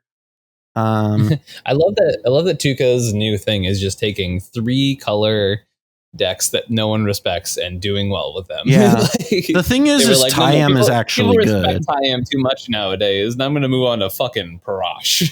Yeah. I don't know that Prossh is it. For those who are unfamiliar with the food chain OG, it costs 3 generic and a black, red, and green. It has flying, and whenever you cast Prossh, create X01 red kobold tokens named Kobolds of Kher Keep, where X is the number of mana spent to cast Prossh. Then it has another ability where sacrifice another creature, Prossh gets +1/+0 until end of turn. This is the original Food Chain Commander, if I am correct. Oh yeah, like, this is the Mm-hmm. original Food Chain Commander. And Tuca's doing a thing with it. I'm still pretty sure that Tuca's deck, I could take Prossh out and put in Korvold, and it would automatically just be better. But I don't know about that, but I get what you're saying. It's first of all, they do different things in the food chain combo, right? So like Prossh plus food chain wins the game, right? As opposed to Korvold, where you need food chain plus Squee infinite, then play Korvold, right? It does feed itself, which is very nice. Yes. The only thing I don't love about it is that, I mean, I don't love everything about it, honestly. I really dislike Prossh. I think it's bad. I think it's really bad. Tuca, congrats with doing well with the deck. Like, solid impression with the deck. But I every time I look at Prossh, I'm just kind of like, you could do that, or you could play Korvold, or you could play Dargo Ikra, or you could play. Here's a bunch of like Jund has so many good options right now that do this. That I look at it and I go, I don't know why I would do this. Like, I could do this, or I could play, if I really wanted to do this type of Jund partner thing, or Jund like food chain thing. I could also just do Nadir and Tana. And it would be a little bit better. Like, I don't see the need to play Prossh ever. I don't like it. In where I see this is different from something like Sidisi. Sidisi has a very like unique ability, right? Like that does a thing. Prossh, I can immediately tell you some things that already do what it like, does similar things to what it does in those same colors. You know what I mean? And I think that's my biggest issue with Prossh. Yeah, that's fair. What are your thoughts? I don't know. Prossh is like, I like the idea that you can go food chain commander win, right? Like, that is, well, okay. Technically food chain commander plus outlet win, right? So it is nice that, like, if you play like a Perforos or some shit like that, right? Like, and I'm over here looking up this tournament so I can like take a look at the list itself, because I don't want to be just firing off the hip without context, right? Tuca win. I think they got their 2 wins and then drew into the top 16, if I'm not mistaken. And then the deck is so the idea is like, you get your thing down that says like, oh, whenever you sacrifice a thing, right? Then you ping for damage, right? So then whatever excess creatures are left over, you get one of those effects out, and then you just go like, sack, you die now, right? And like, that's clean, it's easy, wins the game, right? And there are definitely a lot of different outlets in this list that, as I'm looking through here, that allow you to like make that conversion, right? That like turn that excess into just winning. I mean, Pitiless Plunder is a really good way of converting those things into real treasure, actual mana that you can do things with. Yeah. Ruthless Technomancer, I think, does something similar. So there's like a lot of different ways that you can make that conversion, right? It's interesting. Like, don't get me wrong, it is a very interesting commander. It's a very interesting strategy. I think just in general, it has the one sort of clean kill, and everything else is like, yeah, sure, all right, sure. Like, you know, it's a lot of like weird things of the past. You can like sneak a win in with this thing, right? And once again, like, having a 1-card win con is real, right? Talked about that multiple times this episode. I just don't know how much it has like moving forward, you know? I think I like the Philology Wayfarer like card. I think that's neat in this. But I really, honest to goodness, I think if you made this Nadir Tana, it would be a little bit better. Yeah, I guess. What does Tana really add? I mean, like just the passive gain that you get of gaining more of the you basically get more fodder for it. So you just have like a second way of generating it that is, obviously it doesn't do the thing like off cast, but it generates more bodies. I still think so. Yeah, I still think Thrasios Nadir is one of the most under 100% explored partner combinations. And period, and that's also the other thing too, where is if I honestly, if I were going to play Prossh, I probably would just play Thrasios Nadir. If I'm being completely honest, I think that is probably a better place to be, because you've got the Thrasios advantage engine that you can fall back into, just play a Training Grounds, play a Thrasios, do the stuff. Too, and so you have a great grind engine in it. And outside of that, I mean, if I took out Ragavan, Dockside, Dualcaster, and those sorts of things and put in blue cards, I don't know that this gets significantly worse. And that is, I think it probably gets a little bit better, if I'm being honest. That's kind of my personal opinion on it. The outlets are nice in red, right? Like you have your Goblin Bombardment, shit like that. But for sure, it definitely is. But I also think you get to take advantage of Gaia's Cradle way better in that that deck than you do in this. Gaia's Cradle's fine here, but you aren't getting full. You aren't getting the full retail value out of it. You know what I mean? One of my favorite payoffs in that archetype is the fact that you get what do you get? It's Razageth just becomes a win con too, right? Because you could just cast it out of your hand and sack all the extra dudes, silly shit like that, right? It's weird. Yeah. The Endrick Sar stuff is interesting. The Thermopod. That was one I was looking at, and I was like, "What am I looking at?" It's interesting. Right? That was a weird one. Yeah. Yawgmoth in this is hot. I love a good Yawgmoth. I love a good Yawgmoth. One of my favorite value pieces to play. And so I think this shell, to Tuca's credit, I think they found a very effective shell. Interesting shell. Yeah, and effective for what it's trying to do. I think the commander's wrong. Is the issue, is the thing. I think I would much rather be playing Thrasios Nadir or even Thrasios Tana or Thrasios Tana, Nadir Tana before I would play Prossh. I think Nadir is a better outlet than Prossh. It's easier to cast. It's easier to get to. You also don't need to play Balaji Wayfarer because you don't need to worry about getting your colors nearly as much because you just have to get black. And I think that is a huge bonus that a lot of decks don't get to play. I also love the inclusion of Veteran Explorer. This card, I actually think, is that's actually extremely good. Yeah, because nobody's playing basics. Yeah, I didn't think about that part of it. I was just like, oh yeah, sure, Veteran Explorer, and I was like, oh wait, no one plays basics right now. Nobody plays basics, so you're just getting free value. Yeah, that's just a free. That's a mana crypt. No big deal. I guess a Soul Ring, right? Super solid. And I guess when you're in a Lotus Cobra deck, you're getting a lot of value off of that. Yeah. But yeah, that's kind of I would give Prossh. I'll give it a you know what? I'll give Tuca's deck a 9. I think the deck is good. I'll give the commander a 4. This is turning more into hey Tuca, good job. Good job, Tuca. Yeah, good job, Tuca. You came up with something, and this is where I will say, I think they came up with a novel, interesting build. I just think the commander could be a different commander, and it would be better. And that's kind of where I'm at with it. I will say, I do now want to explore Nadir more. Yeah.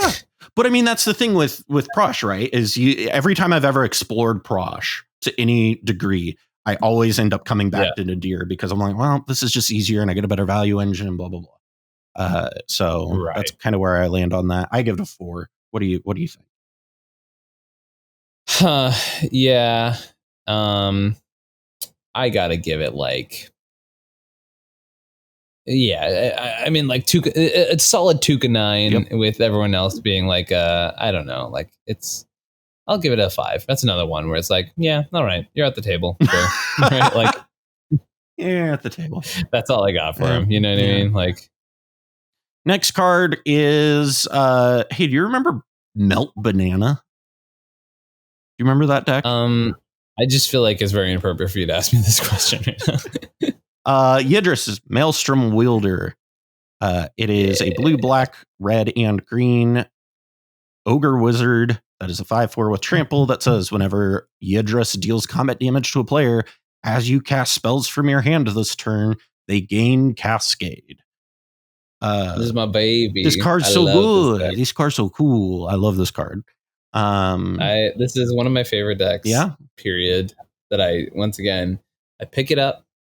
I have, swear to God, I have every version of this art. I have the giant Yidris. I have an altar of Yidris. I don't know if you can see it, but I have Yidris, right? The Japanese. Remember the story I've told you about the 2016? That's the original one that I bought from those right there, the Japanese one. Yeah, yitty ditty. I just like it's one of those commanders. I played it a lot during season 1 of the MLC, and it was also like it was actually really funny. It was around the tier 1 con time because oh my God, what's his name? One of the lovely gentlemen who used to work on tier 1 con was also a big Yidris stan, right? So like we would bond over our love for this deck. It's a weird one, right? Because what ends up happening is like if you commit too much to the Nas plan, your Yidris plan becomes worse, right? And if you commit too much to the Yidris plan, your deck is unplayable without your commander, right? And so that's kind of the weird like middle ground. Weirdly, I actually think it's gotten a little bit better with Beseech the Mirror because now you have Bring to Light and Beseech that you can go get stuff with that both cast things, which is really good. That part's hot. It's also weird because like getting out an early Yidris is really fucking hard. Like that is 4 color pips, all of different colors, right? So you're sort of encouraged to play like mana dorks, right? But you are a fast deck, so you don't want to ever play a mana dork, and you don't want to cascade into a fucking mana dork. And that's just, it's the pits. It's the absolute worst. Mark Anthony was actually playing the head of Monarch.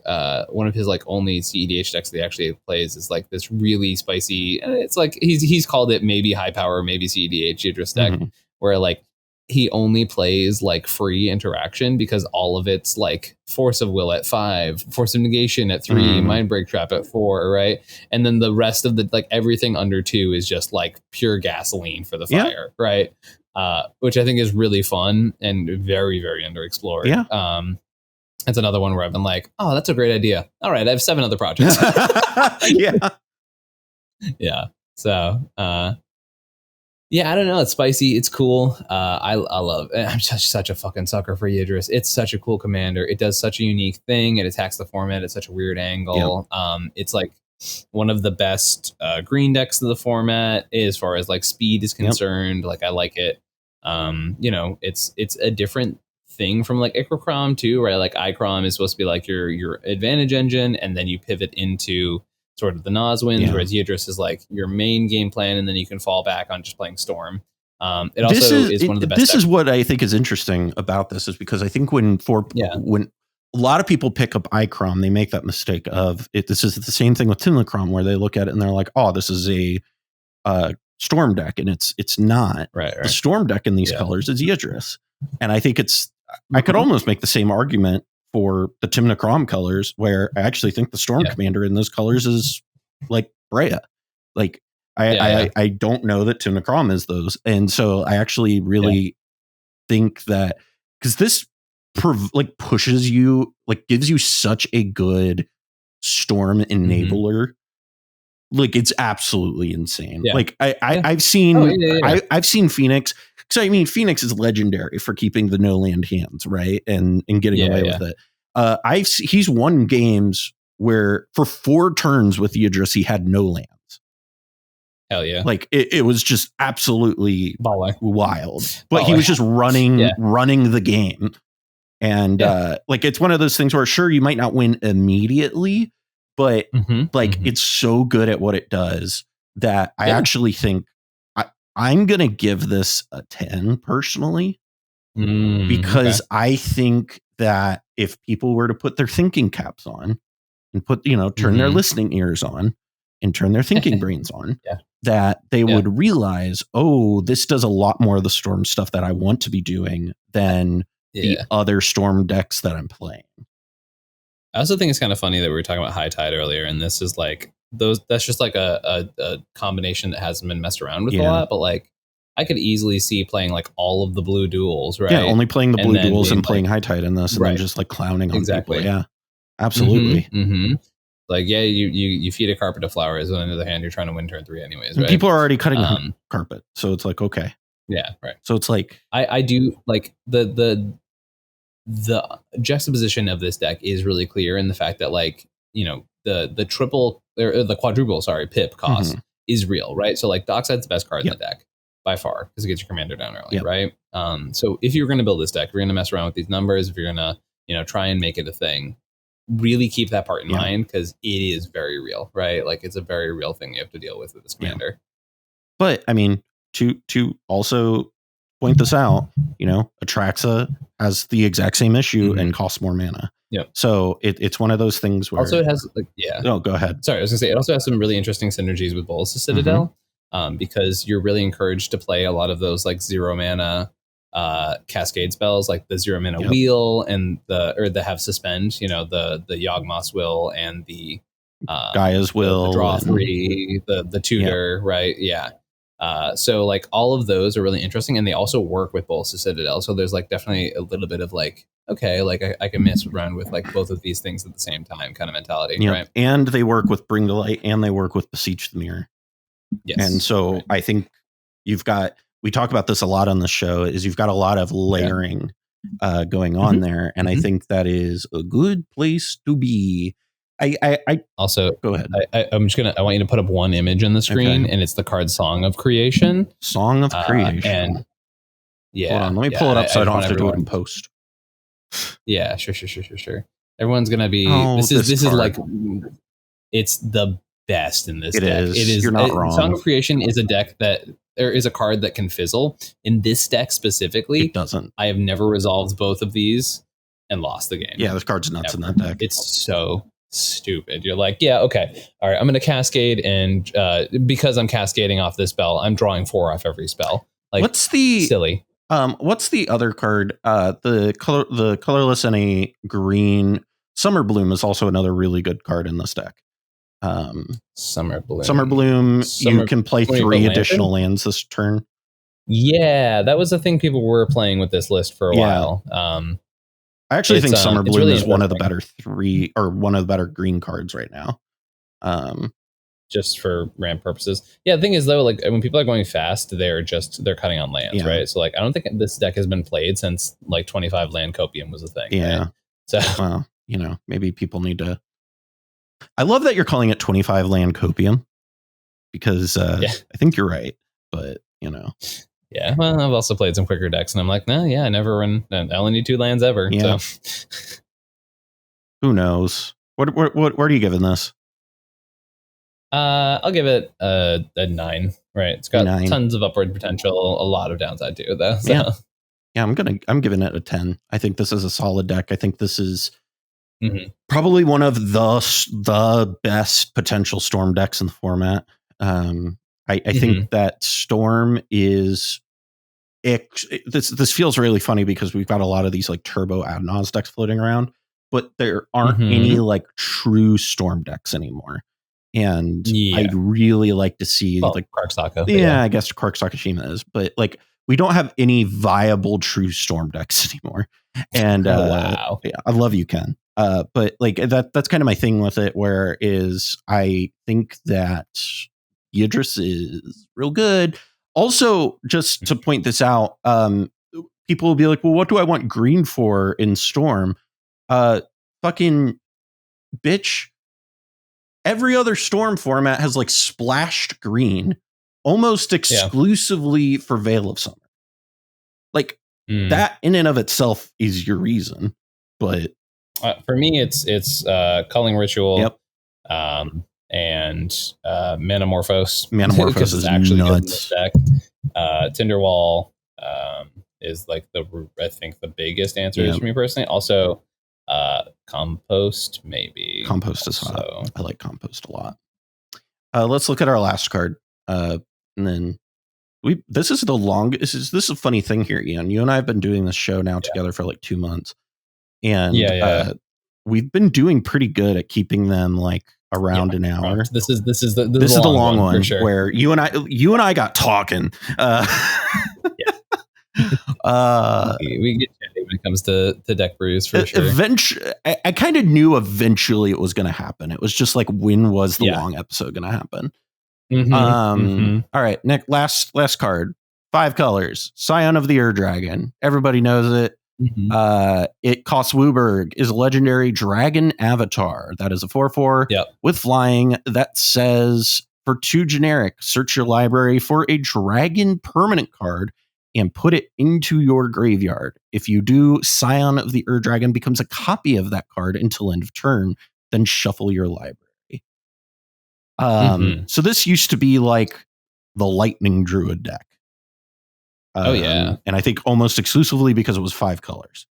But now we have good Lightning Druid stuff. Now there's actually real things to do with this that isn't just it's a 5-color commander. What are your thoughts on Scion? My thoughts are, hey, shout out to the best Magic player I've ever met. And by I've ever met, I don't know if I've ever met this player, but Boston Moreland. Hey, you're an OG. They top 16 Surfside Showdown with Scion of the Ur Dragon, and the deck's pretty baller. It was an event I didn't get to cover on the channel, but like it's, I don't know, that's so stupid, right? It's such a stupid deck, but it's so cool. It is. It's like, okay, I want to play good stuff. I want to play 5-color good stuff, nonsense, BS, right? And the pitch I heard for this deck is the best part about it, right? Like the pitch for the deck is so good. And they're like, how about, you want to play a Grand Abolisher in the command zone? And I'm like, well, yeah, I mean, obviously, who wouldn't want to play a Grand Abolisher in the command zone? They're like, how about you go get Dragon Lord command zone? Yeah, right. So this is where it goes, right? And it's like, how about an infinite mana outlet? And you're like, what possible combination of cards could you be speaking of, right? Yeah, of course, you can get a Dragon Lord Dromoka in the command zone, right? You're like, oh, well, I need to draw a bunch of cards. My deck isn't doing anything. Well, of course, my friend, Ancient Silver Dragon. Why wouldn't you want to roll a d20 and draw that many cards? It's an Adnaz in the command zone, sure. It's I need a Dockside. Oh, it's an old Gnawbone. Ha ha ha! Look at all my mana I've made. Or Cavern, now, right? or, like, this or is Dragon. Yeah, or I have Dockside and Meal combo. Let me put Korvold in the bin, and now my commander is a Korvold, and I've drawn my entire deck. Ha ha ha ha ha! It's so silly. It's silly, but I'm like looking at it, and I'm like, fuck, this is actually good though. Like, yes, this deck is ridiculous. This makes a lot of sense. Also, wait, what? Stop. It's ridiculous and brilliant, and I hate it for that reason that it is both. Guys, I want to build this. Help! Send help! Yeah. Oh no, I'm not supposed to like this. Yeah, it's very silly and it's very, very cool, and I'm a big fan. Like it's I don't know what more to say apart from like, good job. Like this deck's you built sweet. a really cool deck. Like honestly, this is really sweet. I have never wanted to build a Scion of the Ur Dragon deck, but now I do. Yep. That's so much fun. And it's definitely a deck that's going to be better the more gimmicky it is, right? Like the more you're like, people are like, Scion of the Ur Dragon, what does that even do? Yeah. Right? And then you win the game. And that part's definitely, gonna be worse as time goes on, right? But until then, you get to play some sweet cards and you get to flip dragons into better dragons, and I don't know, like this is the kind of shit. And people are like, why do you like cEDH? I'm like, that right there. This is exactly why. This absolute pile of cards that is probably pretty sweet, My only qualm with this deck is that it didn't win the whole fucking tournament. That's my biggest complaint about this list. Come on, Boston Moreland. Why didn't you win with this? We wanted you to win this so bad. Yeah. So we can point to the scoreboard, right? Yeah. No, I love this. This is hot. Yeah. God damn it. Am I going to go find some of these fucking dragons? I really hate that this is making me want to build this. because I literally am just sitting here and I'm like, wow, if I buy the dragons, I'll just have this deck. Huh. Hate that so much, but also really love it. Yeah, it's silly, it's cool, it's crazy. Like pop what's off your like, what's the rating you're giving this, friend? 10. It's a perfect deck. It's a perfect Magic deck, perfect CEDH Honestly, deck. You've broken the format. I'm inclined to agree with you because I'm looking at it and it's just I cannot tell you the last time I've looked at a Magic deck like this and I've just felt unadulterated joy the entire time I'm looking at it. I've never loved a deck list so much before. What the hell? Sure. This is so neat. I really like this, and I think more people should try this because this is really cool. Yeah. Who's bad stacks pushing podcasts now? We're bad combo deck pushing now. Hell yeah. Except this is actually pretty damn good. What the fuck?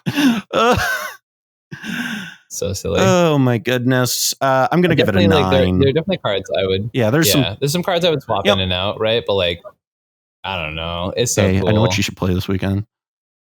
I have an idea. Oh, I've already thought about it. I genuinely think you could walk into a tournament with us and just people would be like, "What the fuck are you playing, Ian?" No, like legit. The reason I have not played this to date was like I don't want to receive credit for this work of art. Put it on the map, baby. Put it on the map. Just tell everybody Boston did all the hard work, and I just it'll go in my deck description. Somebody had to discover the Beatles, right? Like, yeah, for sure. I also don't know if I have all of these dragons. Is the other problem? Well, it's fine. I like this card a lot. Okay, so takeaway from this entire episode is Prossh is bad. Sign your Dragon's best deck in the format. Deck in the format. Easy. Easy class. GG's. Honestly, what it is I think the real takeaway from this is the format is so goddamn open. Like, this is something I've talked about before. Is part of what I love about cEDH is you can't solve this format. There are people who are going to tell you can, and they're lying to you because it's quite. First of all, from a numbers perspective, it's impossible. The pool's too big and it's growing too fast, and you don't have enough events to get enough data to know that you're solving the format. It's just impossible. Yeah. Second of all, you can play so many different things and have success with it.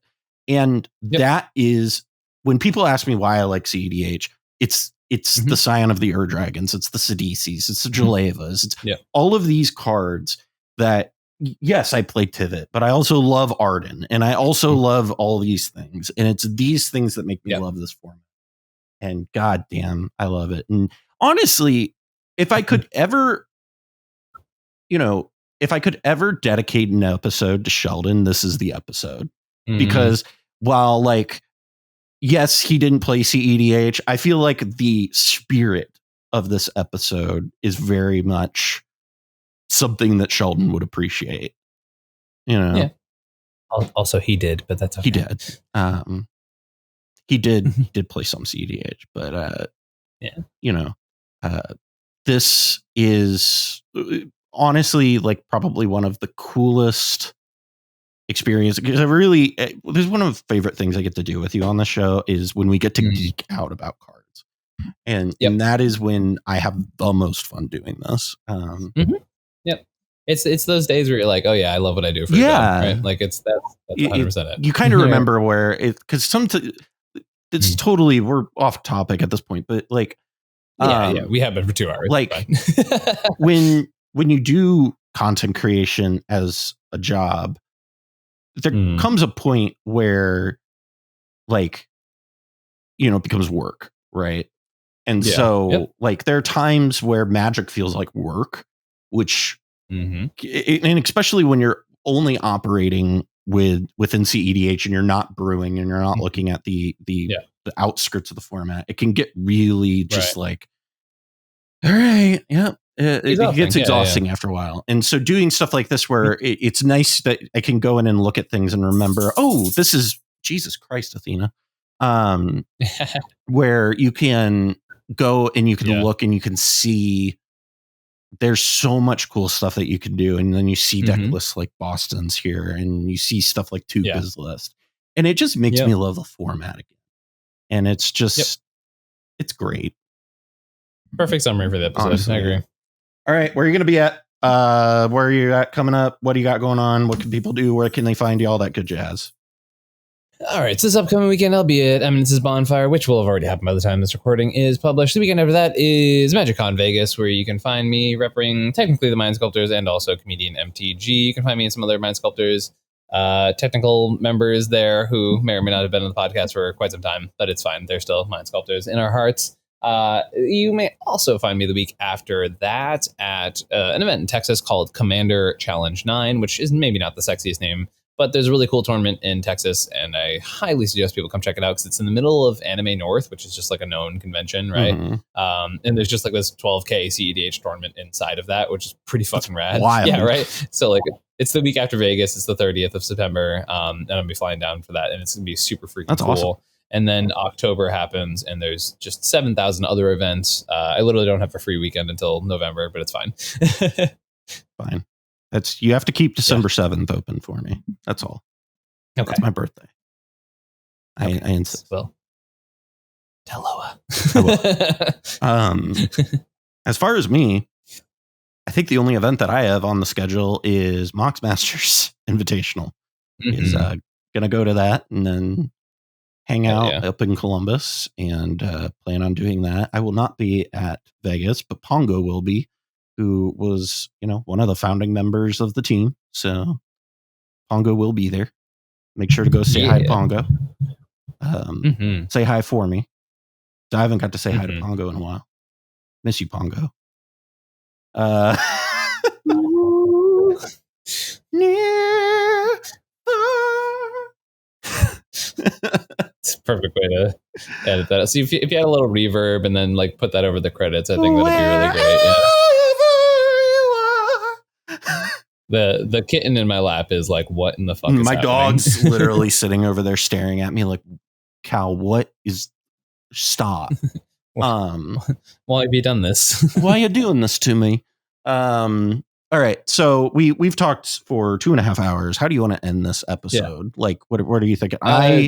I sang involuntary shout out Ian, ComedIan MTG. Come check out my YouTube channel. Anyways, hire that fucker for coaching. I've heard that he's pretty good.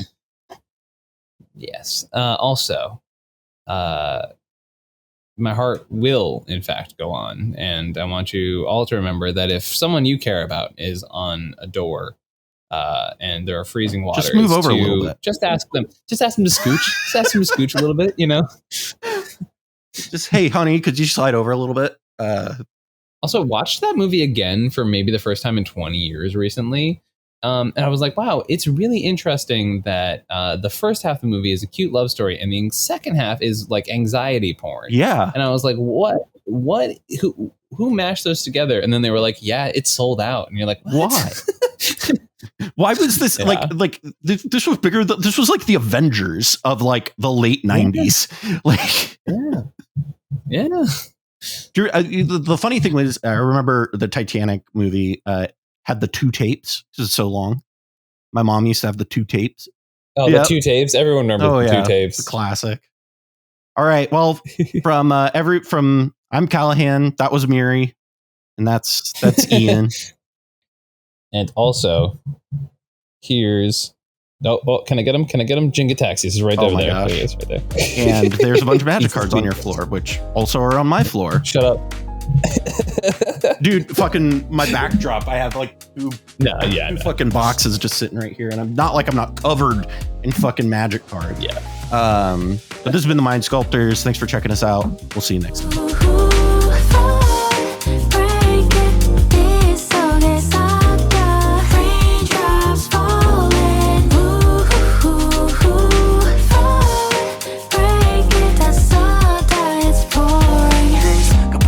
That I'm trying to keep, all these memories bittersweet, gotta move, can't stay here no more. 여기 계속 있다가 나만 손해가 돼. Cause we can't keep making these rain clouds stay overhead. Don't wanna keep this going, can't fix what's already broken. See